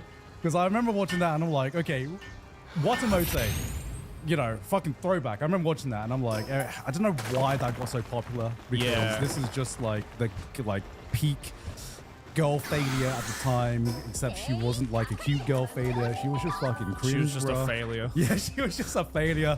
You know what? With Watamote, I don't know how I sat through that show because that was easily one of the most painful anime watching experiences I ever had. I've not watched the show. Have you not watched this show? Watamote is... This was everywhere.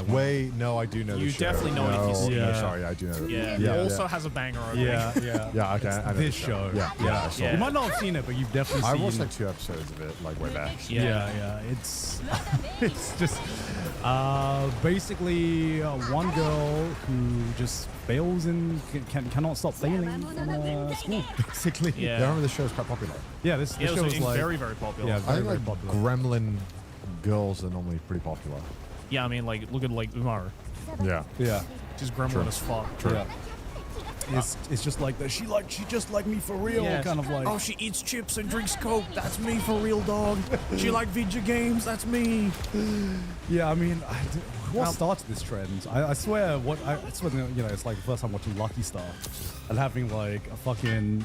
Yeah, but I don't know. Like the difference between like Lucky Star and like Watamote, for instance, is that like, yeah, okay, you know, Lucky Star, like they were like Konata was like otaku as fuck, but she wasn't like a loser. You know what I mean? But it's like the evolution, right? Because I swear, like, there might have been some anime before this, but I swear, for me, Lucky Star was the first one where I'm like, oh, they just took a fucking neckbeard and turned into an anime girl. Oh.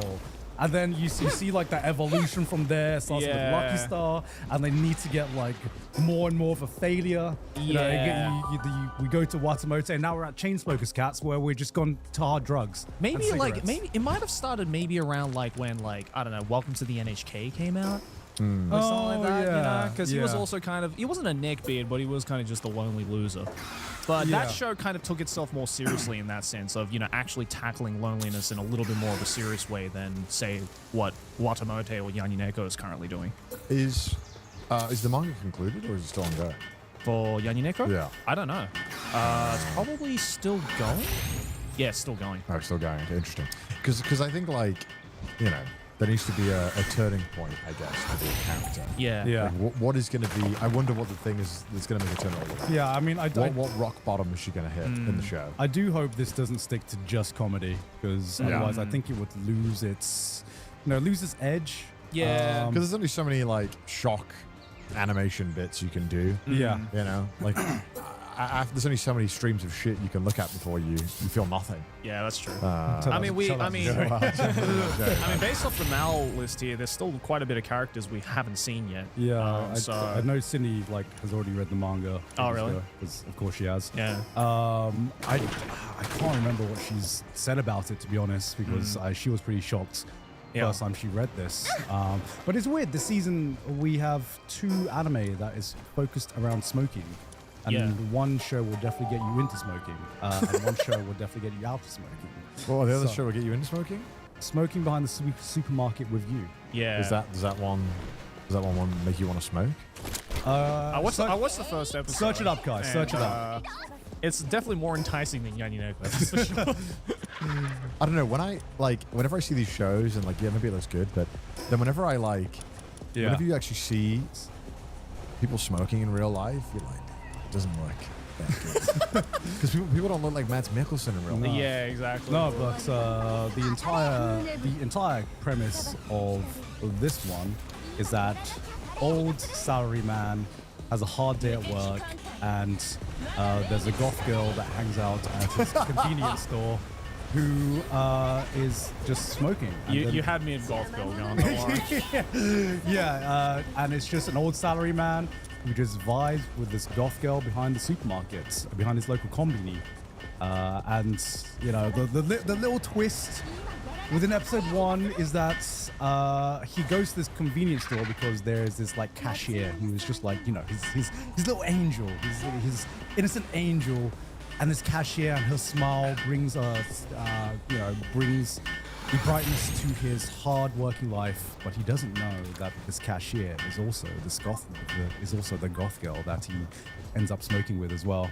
Oh. And yeah, if this is definitely a smoking ad because you're like, damn, all I need to do is to find a goth girl is spark up a cigarette. You want to pull a goth baddie, buy a pack of Mebius, and you're good, brother. Yo, with the leather jackets and oh man. Yeah. Isn't it like that? It's like a Curse Gazette video. It's like why you should smoke. Yeah. I think there is. Yeah, because it's like it's. I think it's like great clickbait because you're like, what? Why would they say that? Yeah. And you click on it and you're like, they do actually talk about the benefits of nicotine, but then they also talk about the horrible side effects. And then like, here's 30 minutes of why you shouldn't. Yeah. So yeah, that was basically Chainsmokers Cats. I'm gonna keep watching this because I am interested to see where it goes and how much potentially grosser it could even get. Yeah. Because I have no idea. What more topics are they going to tackle? What more drugs are they going to do? Yeah. What are the other cat girls going to do? It'd be interesting if they, try and because like an actual thing in Japan is once you are kind of in poverty, it is very difficult to get out of it just because of all the bureaucracy. And there's not a lot of support for it. Yeah. So it'd be interesting to see how they handle that. Yeah, I really do hope that they tackle the more like, social issues in Japan, like poverty, like addiction, stuff like that. In the first episode, she tries to work, right? Yeah. Like, I was just like when it came out. She does like a day job. Just a day job, but obviously her struggles with smoking makes it very difficult for her to actually just fucking work. Yeah. Which she should have just gone into construction. She would have been fucking perfect for it. She's probably not built for it. Yeah, I mean it was like seeing that fucking Boogie documentary of him like trying to get a job, What job can you do? I'm a convicted felon. Don't search me up online. I've got all these health issues. Yeah, I've been arrested. I'm probably on a sex offenders list. Maybe. Yeah, but he does shrooms in that doc. He does shrooms, and then he like changes. Oh yeah, he has like an ego death, right? Or whatever it is. Yeah. Yeah. So I no, because there was a third character that gets introduced, right? Yeah, Hamiko. Yeah. What is her vice? Is her vice is she just seems to be shitting herself constantly. So just being Joey, I don't. Well, she's like she's like a streamer, right? They do make her piss herself. That scene was so fucking weird. There's a scene where she's like, "I'm a VTuber. I don't piss," and then they're like, "What are you talking about?" And so they go, "All right, time for the vibrator attack." And so they hold her down while Masuko vibrates her foot on her area, to lack a better way of describing it, and vibrates it until she pisses herself. Yeah. Which I don't know if that's how that works. Yeah, I don't know if that's how that works either. And then she's pissed. So she then jumps on Masuko's face on the area where she's pissed herself. It's fucking weird. It's so weird. I know. And then she goes to change her name. Oh yeah. To like Angel. Yurufua Tenshi. Yeah. Yeah, but it's Yurufua, and then it's like an asterisk, and then Tenshi. Because I guess in this world, the cat girls don't have surnames, and you have to register with the local government to create a surname for yourself so that you can be more acclimatized to society. And so Hamiko, being the fucking chuni that she is just like, I'm going to change my name to Yurufua Tenshi, which is like the Yurufua is like the light-hearted angel. But she puts an asterisk in the middle of it, and then when she submits the thing, and the guys are just like, yeah, we can't use symbols in the name. So what does this asterisk mean? And then she's already left at this point. Yeah, she's already left the place. To take a shit. And the guy's just like, well, it could mean something. Hey, doesn't that look like a butthole? So ridiculous. And so it's like, all right, well, let's just write her name down as Yurufua Anaru Tenshi. Just ridiculous. Yeah. Oh, good to see. Which is a play on words on loose arsehole. Yeah, that's why she's shitting herself all the time. Is that why? Yeah, yurui means loose. Oh my god. Wait, which makes it all the more funny. I know comedy is subjective, but also this show is fucking hilarious. It's very, very funny. Good seeing them tackle the top 3 social issues in Japan. Yeah. Hard drugs, cigarettes, and VTubing. just the top 3 addictions in Japan. Yeah. Yeah. So I'm excited to see what the other characters' vices are. Yeah, I'm guessing there's going to be some kind of like gambling addict. I'm going to guess. Like gambling. One of them is going to be into like gambling or something like that. Even though it's like illegal in Japan, you know, there's going to be some kind of. I feel like that's a big vice. Maybe like a sex worker potentially. Yeah, I don't know. At this point, it's made it clear that nothing is off the topic for the show. Yeah. So I'm like, you know, let's see what you got. Convicted felon. Who knows? Convicted felon, maybe. One of them, yeah. It's just straight up murder. But yeah, very interesting show. I'm definitely going to keep watching it. This episode is sponsored by Shopify. Boys, one of the biggest events in your life could be starting your new business. But we know how hard it is. We know how much grind that takes. Maybe you don't even know where to start, guys. But luckily, in the big 2.6, we have a tool like Shopify to help you get started. Shopify's templates and AI tools get you a stunning site up and running fast, no coding needed. Shopify checkout means more customers actually buy, and returning ones can do it in a single click. And if questions come up, and they most certainly will, Shopify's built-in AI assistant Sidekick is ready to help them build, troubleshoot, and keep moving. And because Shopify handles the setup and checkout, you guys have more time to focus on growing your business and the tools to do it. Shopify powers millions of businesses worldwide, from household names like Intel and Gymshark to small businesses just getting started. All you need is the idea. Shopify handles the rest. To start your free trial at shopify.com/trash, start your free trial at shopify.com/trash. That's the episode. But let's talk about the other show, or I guess film, that came out earlier this year, Cosmic Princess Kaguya. Yeah. Woo! Something a little more wholesome. This is Cho Kabiyaki is the Japanese title for it. Yeah, so this is a movie that came out earlier this year, and it's on Netflix, and it's by Studio Colorido, which have done a lot, like some other, they've done other films that names are escaping right now. Did they do the Cat film, or was it something else? Oh, they did Burn the Witch. Oh yeah, they did Burn the Witch. The Nakite Watashi. Oh yeah, that's the other. That's film. a beautiful movie too. That's the other film I've seen. Yeah. There's some Pokemon too? No, Pokemon. Oh. What is that? I don't know. Poketoon? I've never seen that before. This is Pokemon, right? Oh, it's like... it's a kid's TV. Oh, that's cute.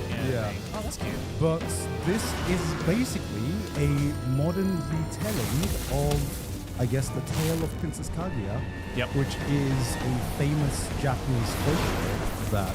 One of the oldest, if not the oldest Japanese folklore. Yeah. Like, how famous is this in Japan? Does everyone in Japan know this? Yeah, this is one of those, like, folklores that you hear about when you're in, like, kindergarten, elementary school kind of thing. Because, yeah, I don't know. I mean, I learned about it when I was a kid, along with all these other ones. I didn't know it was, like, the oldest one. But I also kind of know about it as well because of the Studio Ghibli adaptation. Yeah, that was my only exposure to this folktale, which was also a beautiful film. Yeah, very, very beautiful film. Yeah. But they took this kind of like traditional tale and they modernized it by adding VTubers, Vocaloids, and League of Legends. Yeah, and idols. And idols as well. And all of modern day's vices. Yeah, and I did not know how they were going to get all of these mishmash of things to work, but they somehow did. This was a fantastic film. Yeah, this is a really good movie. I really enjoyed this film so much. I cried. I also cried. I cried a lot. Yeah. You cried? Yeah. I mean, I definitely got emotional. I can't remember if I cried or not. I shed a manly tear, definitely. You shed a manly tear? It was one of, when we have one of those days where you're maybe feeling a little susceptible to a crying show. Sure, yeah. It was one of those days, so it just got me. Yeah. It got me. I mean, the thing is, you could kind of tell what the story beats of this is going to be because they essentially spell out the folktale right at the beginning. Yep. Right? You have this baby that gets sent down from like the moon or something. Yes. And she, there's a person that gets this baby from a tree, I believe. Bamboo shoot. A bamboo shoot. But in this version, they get it from like a lamppost. And the baby, I can't remember, finds their place in the world. But of course, she's part of the moon. She's part of the moon people. Yeah. God, I sound like the moon people. I sound like fucking Alex Jones right now. She's part of the moon people. So eventually, she needs to go back. Yes. Right. And Yes. surprise, surprise, that's kind of what happens to this iteration of Kaguya as well. But the big difference in this one is that how can I break down the different elements of this one, man? She does get adopted by Iroha, which is the other main character in the show. And her and Kaguya share a bond together. They share a bond together. They live with each other, and eventually, midway through the film, there is this big idol, like a virtual idol, an AI idol, Yachio, called Yachio, right? And she starts a tournament. I'm saying this out loud. This sounds so fucking wild. She starts a tournament for streamers, right? And whoever can grow the most within this period of time will perform with Yachio in a concert, in a VTuber style concert, and she will collab with her. Yeah. So what happens is Iroha is a gamer, and Kaguya wants to win this tournament. Yeah. So they enter this tournament, and there's this other rival team in this other rival streamer team in this tournament. And they, in the middle of this film, they duke it out in this League of Legends style game. Yeah. It is just League of Legends. Yeah. It is just League of Legends. They got 3 lanes, towers, and a base. Yeah, exactly. It's best of 3, which best is weird. of 3. Yeah. Weird, bro. You do not do best of 3. Yeah, exactly. They duke it out. And of course, Kaguya, surprise, surprise, wins, and they perform with Yachio. And then that's when the emotional side of the movie happens, when eventually she has to go back to the moon. And I won't spoil the ending because there is a pretty big plot twist that happens.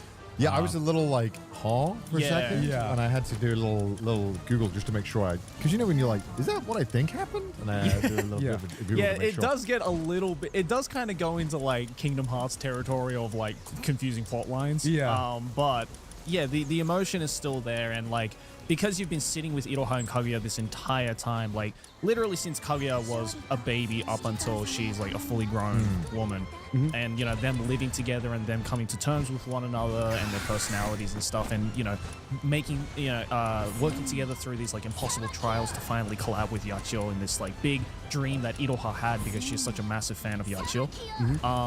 It was very emotional, and I was not expecting to get emotional over it, but I definitely did. Yeah. Also because the movie just looks so good. The movie looks beautiful. Looks and feels so good. Like, I didn't go into this movie signing up for epic gaming scenes, but... a full game of League. Yeah, but like, the action scenes looked incredible. Yep. The concert scenes looked incredible as well. A lot of the concert scenes is like Vocaloid songs. So one of the most famous renditions is The World Is Mine. Yeah. When I heard that, I was just like, oh! Yeah. Honestly, I was never into Vocaloid, so I kind of missed that train. Yeah. But even I know that song. Yeah. Right. Yeah. So it's kind of just like, it's almost like, you know, watching a Shakespeare story, but adding all these like modern internet elements in it. I'll tell you what it reminded me of. It gave me the vibe of Summer Wars or something like that, where you have these like wild elements, you know, with like on the online culture and internet culture. Yeah. But you are having like a very, very human story underneath that. That is as well. true. That's true. And on top of that, you just add Doomed Fury, which just... when you guys said they had a relationship, I was like, they're gay. Yes. Yeah.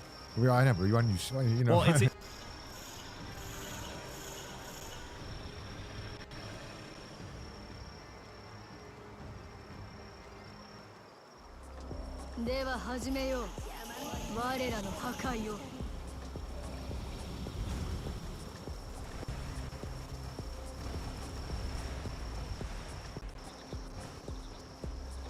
I think it's also crazy that nobody's really latched on to the fact that I've only seen it one time.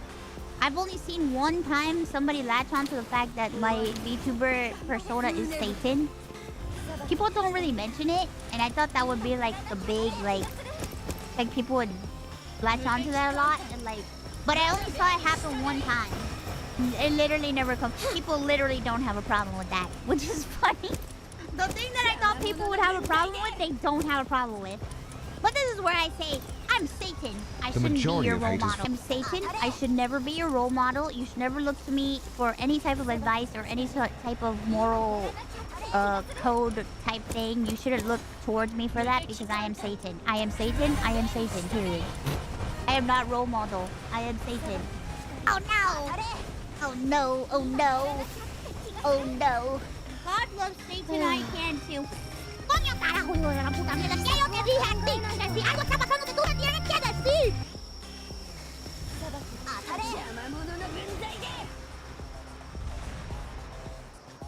I think it's also crazy that nobody's really latched on to the fact that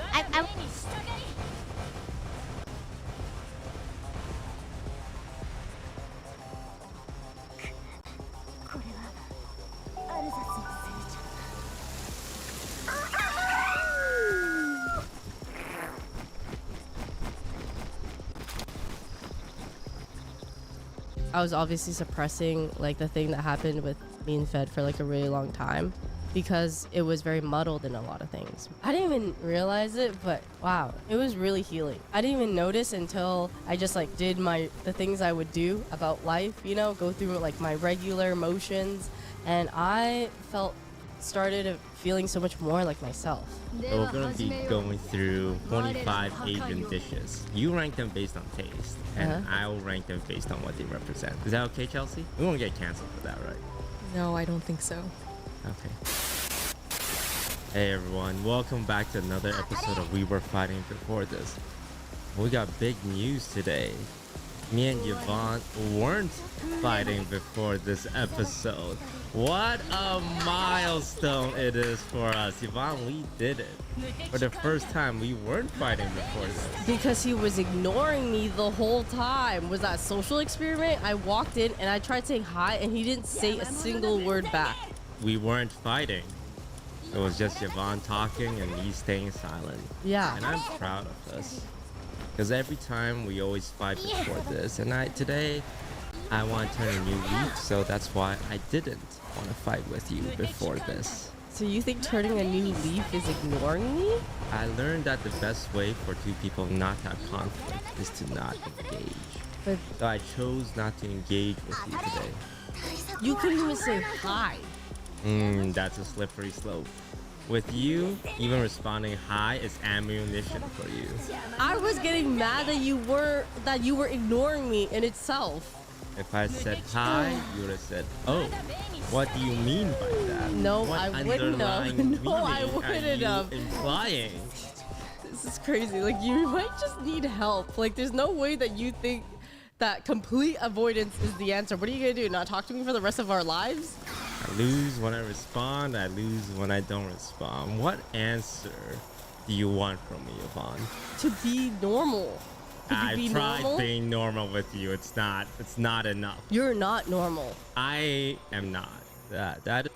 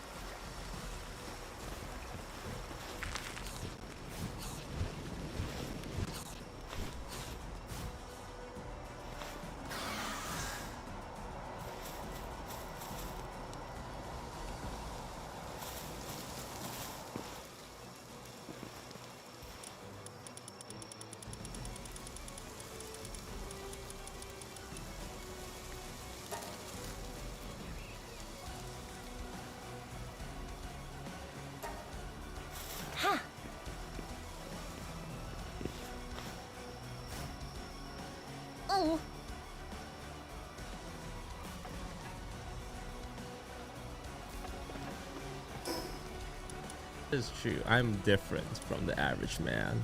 Thank you for the compliment. So we weren't fighting before this. And now we can talk again. Now I'm congested and upset. What made you upset? You ignoring me. You seem to be heavily affected by me ignoring you. Yeah, because I was talking right towards you and you just kept taking another bite of your food instead of saying hi. What is it about me ignoring you that bothered you the most? That you saw that I was there talking to you and you chose to ignore me and not say anything. From my perspective, I was defending my peace.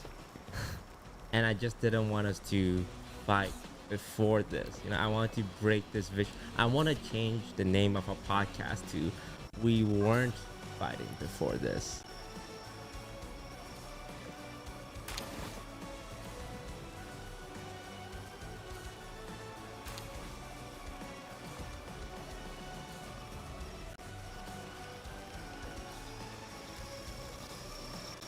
Y'all, I can't even. Congrats to OP pulling that Mega Darkrai, but it looks like Freddy Krueger cut it at the factory. Legitimately, I don't think I've ever seen an SIR with this much textured foil hanging off the rear end. So I can definitely say this is not an NFC or non-factory cut, which is essentially someone making them by hand with an X-Acto knife and an uncut sheet. As by a stroke of luck, someone in the comments dropped this pic, which looks like it came off the same exact oopsie. You can see this alignment dot up at the top where the blade should have landed, visible all the way to the backside, and the card is so OC it doesn't even have a right frame. Squared, clean edges, by the way. Miscuts this severe are exceedingly rare, but the fact that they land on a massive hit are downright impossible. Not a big grader, but errors like this should absolutely be authenticated in slab. Miscut collectors out there, and judging that you already had a $250 card to start, would say that you absolutely 5x'd your potential on this mean looking set of tentacles.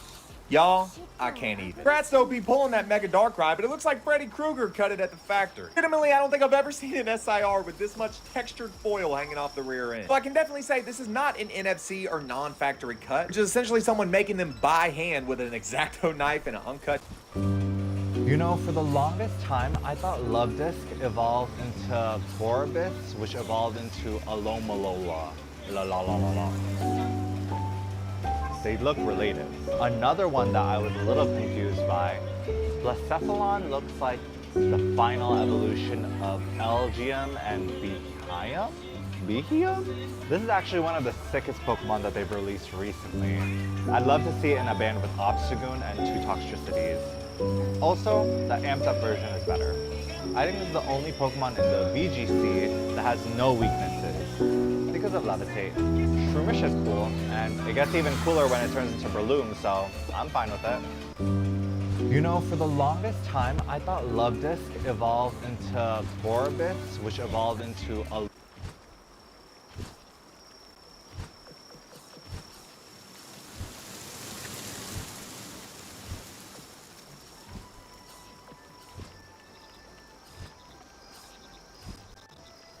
Honestly, I think going to see a movie 4D is an unfair advantage. At least for me. Because I had so much more fun than I would have at a regular movie viewing.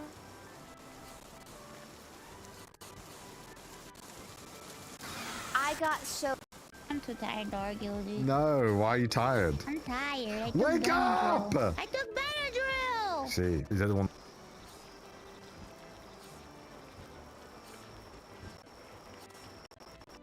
How are y'all getting these so early? SIRs from the 30th anniversary set 2 months before it releases. And there's that Festival Pikachu, which I am loving, but it still sparks the question. Essentially, these have to be factory leaks, to put it nicely, or simply robbery. At the scale of production the Pokemon is at right now, honestly, something can easily slip through the cracks. There's another video posted of someone ripping into tons of 30th pack, and it looks like it was just wide open at a show because there's a case of stickered cards on the bottom, this one being a My Little Pony. First card in the pack being a foil energy with that futuristic Pikachu stamp, followed by some common uncommon, then he hits that Umbreon. And the way he just hard squeezes those corners, by the way, really cringe. But he does show off a couple of those chews that we haven't seen yet. Little trust fall action, as well as an electrifying donkey kick to the gut. Also, this one, very cutesy. And then he shows... Mr. Nintendo, I have a solution to the Palworld problem. What is it? Since we couldn't sue them out of existence, we'll buy them out instead. Interesting strategy. We'll say that the lawsuit... These guys, they leave their weapons all over the place, so I scoop them up, paint them blue, and sell them to the other guys. Low overhead, big profits. What? Your overhead just went up. Come on, give me a break, Kev. I'm going as fast as I can.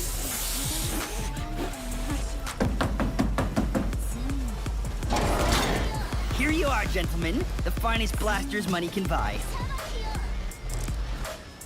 Much appreciated, and death to the red guys. Argit. Oops.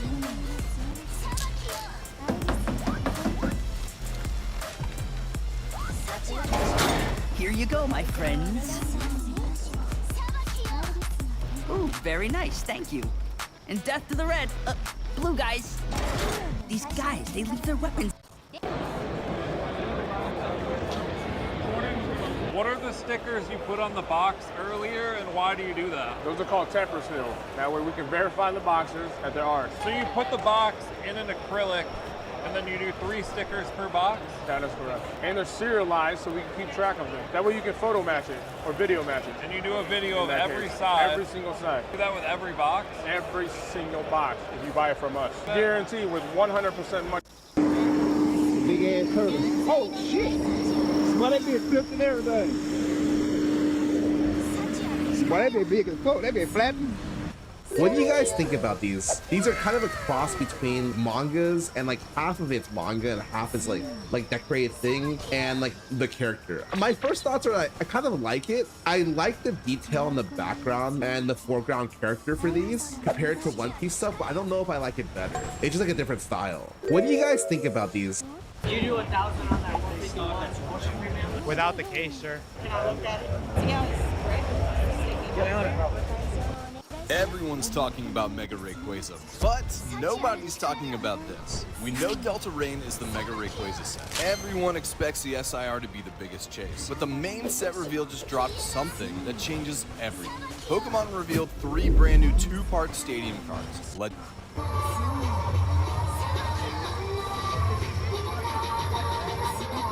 Card shows now, it's like they literally just have PSA 10 Rufis and PSA 10 Namis, and it's like, okay, but do you have any other cards? And they're like, no, I only have graded stuff with 10K. Are you buying? And it's like, no, I'm like looking for other options.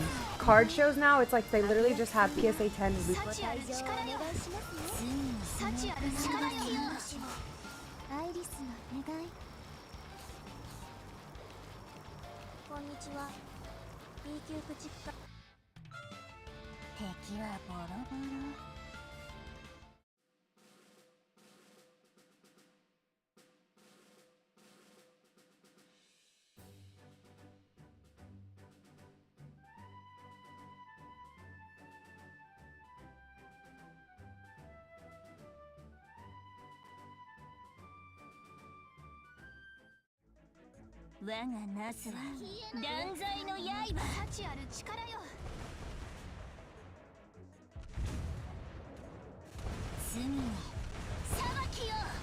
Avoid, evade, shoot.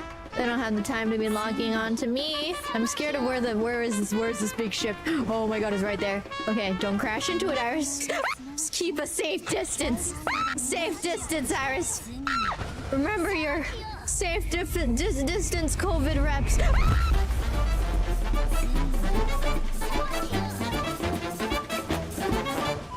Feet stink, check. How about you check your own feet first? It's fine. Yeah, it's fine. What's the worst that can happen? I die? Anyway, so I have with me today some Arby's. You like the bag ASMR? You really want a real life Espando, you have to throw your dart at the board and hope that it hits some passing person. And then by hitting them, they stop you and say like, why did you hit me? And then you go to the hospital and they want your insurance information. And then that way you can be like, sorry, you're just so attractive, I had to hit on you physically. And then they're like, what the heck? But then you end up in court. And they're like, this person threw a dart at me. And then you say in court like, yeah, because you're just so attractive. You're the bullseye in my heart. What is up? What is wings? Wings? You can fly now? Whip it out. Thrust it. With great force. Penetrates. didn't finish your sentence. What's with the music? We're all satisfied. Sasquatch, you are set free. Evie, I gotta. I like the panda. The panda's super cute. Panda, panda. What about there? It's Kuma. Kuma. Oh, does Kuma and Panda and King have like a love triangle or something? Wait, who's in the triangle? Yes. Oh, who's in there? What? Wait. Oh, King, Panda, and Kuma? Yeah. I think King is human. Panda's cute though. He's half and half. Hamster. Yeah. You think I can fit an idol meeting while the cute? Should I leave it going and see if I can? Okay. New challenge, go. Okay, guys, have a good meeting. Yeah.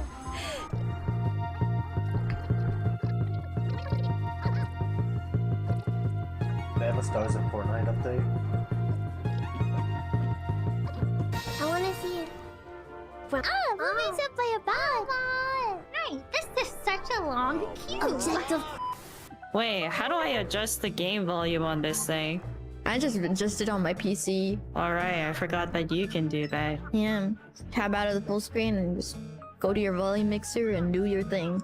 Oh, wait, don't you have a Go XLR? I do, but then that would lower your volume too because my Go XLR settings are fucking fudging messed up. What did you just say?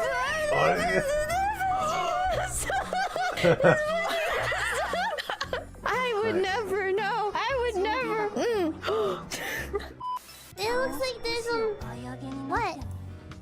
Oh, the thing is locked on. Gamma pants or something, maybe. Is I the only one that noticed? What? Wait. Pick up with the fluffy tail. See, I'm the only one that noticed. Wow. Okay, it's like Nice. wrestling wear. I guess it was maybe. I'm thinking of like a bit. Yeah. Let's destroy it. What are you talking about? Yeah. Jesse? Nothing, James.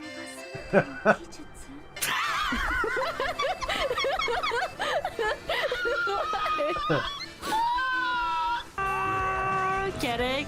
Because you would scream. Because it's ice cream. Oh, can you make it like a more aggressive scream though? Like.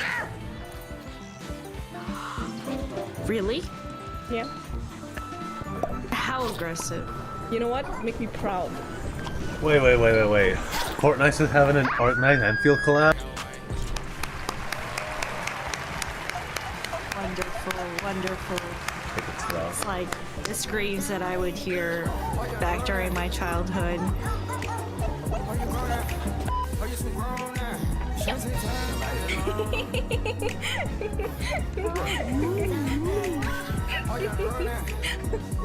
Yeah. That's those are this out. How you to get up there? Happy Valentine's Day. I'm gonna eat. Should I eat one? I kind of have the urge to destroy one. The urge to destroy one. But which one? Blah blah blah blah blah blah blah blah blah blah blah blah blah. Wait. No. The prophecy. Wait, which one looks better? Which one should I take a picture of? Email. I guess this one looks better. She-Ra. You're safe. Bennington.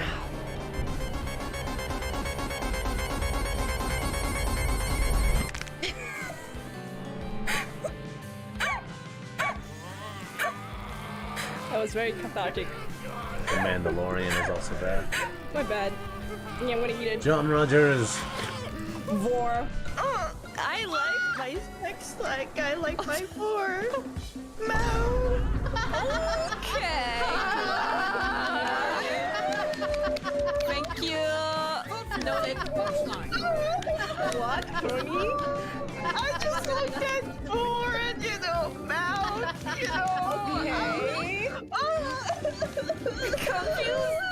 I'm so Good for old. you. I remember when Crody was.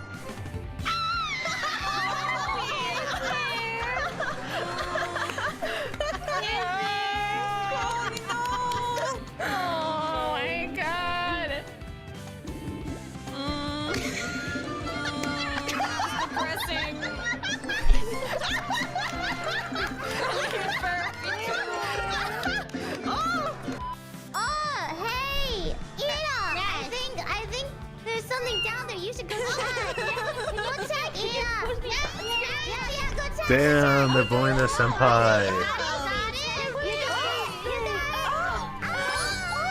Oh, never mind. That's a bully. That's wrong.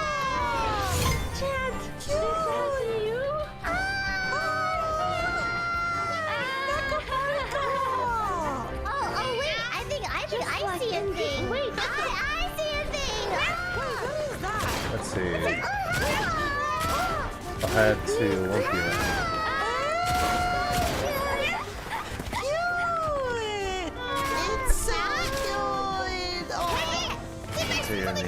I have to type something out. You too? What? Brick Squad. Oh my god, it's pretty heavy. Is it heavy? Oh, it's running, it's running. Catch it. Got it.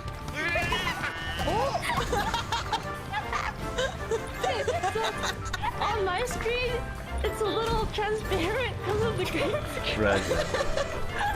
What is supposed to be green?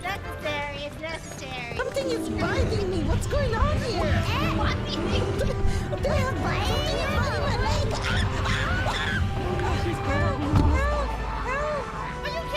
Hey guys. Thank you. Okay, I'm good. I'm good.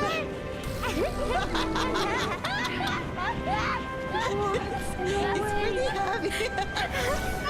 Turn on RTS on.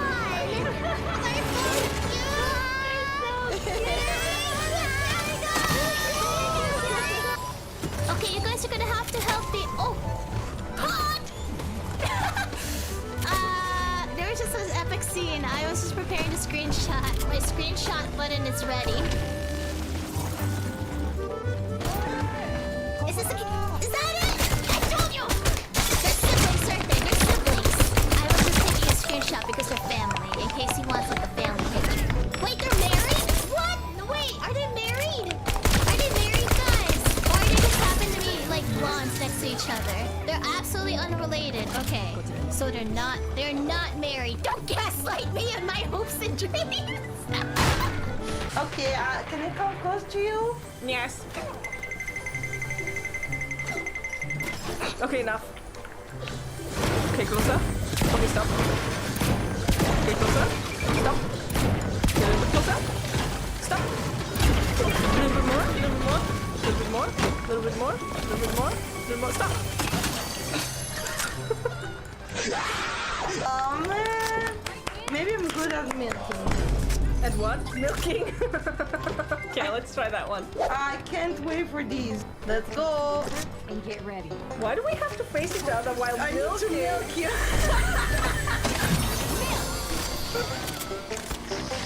Look at me, look at me. Get it. Wait, look at me. Look at me, look at my eyes, in my eyes. I don't understand. Look at my eyes. I'm pressing the first one or the second look one? At my eyes. Look at your hand. Where's your milk? I am milking. Oh my god!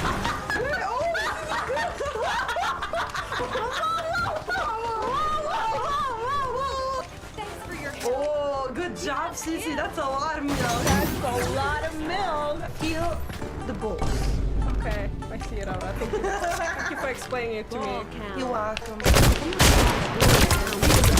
I have no idea, can't feel the bowl. Take your joy.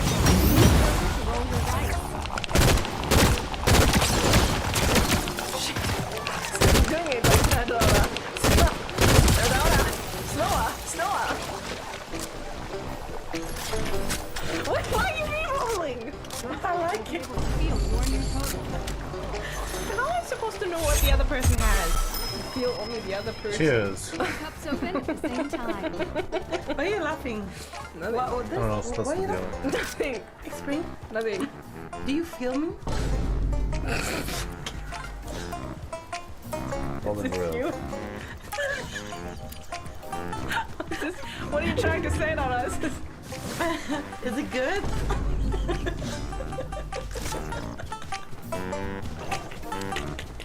Try winking.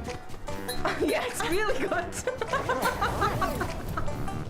Watch her die immediately. No, don't open it! Watch her die immediately. You idiot! Watch her die immediately. See, that's why I didn't want to open the door. She was safer in there. Ew, are they piercing? Projectile!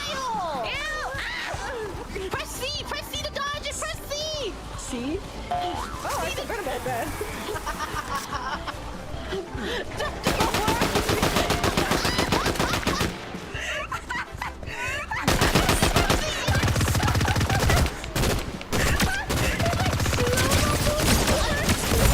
Damn, I got shot from behind. Wait, why are you on the floor? Why are you on the floor? Behind you! And then I started blasting. Makes sense, makes sense.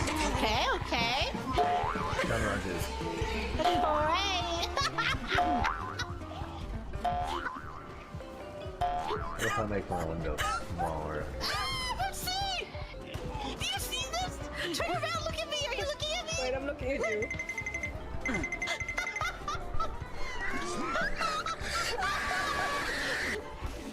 Cool. Yeah. Don't worry. I have a knife. I'm aiming down sights. Rerun. Nice, nice, nice, nice, nice. Oh, there's a... Don't worry. Backstab! Wait, I'm not even Watch there. out! One sec, I'm taking that some time expires across the soon. floor. Don't stand next to him. Mental objects. Musashi, I'll do Musashi later. He threw it. He threw it. He threw it at us. Oh, I got it. I got the new ship. 真実を追い求める探索者ブリストルだ。この世界には秘密がたくさんあるけど、暗礁のように見えなくても確かにそこに存在している。その好奇心にふさわしい勇気を指揮官が持っていることを願う。 I saw what the animation looks like. That's rough, man. I mean, hold on. Let me explain. The way that I feel is that it's unfortunate because I'm looking at the animation and I'm like, this is beautiful. But it's not Shrek. It's not the Shrek that I know, right? Any other ogre, right? True. But it's just not Shrek. Not Project my Identity. Shrek. I have to do the new girl. That's why I haven't finished the other girl yet.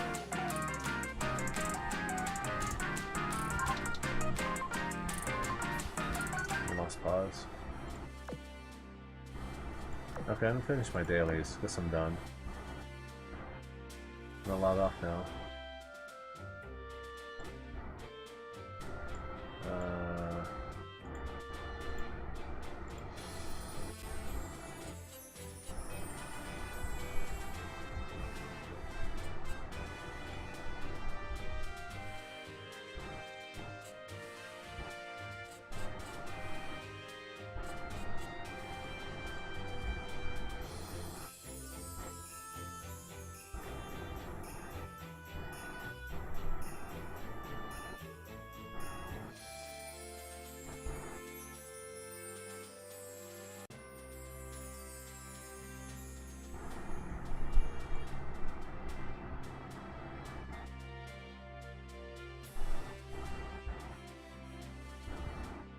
Magic.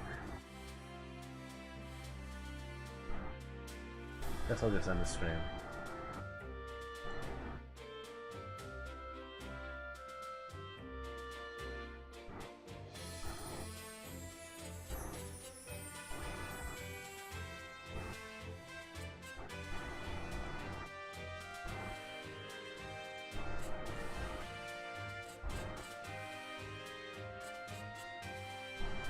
Where is it? This one.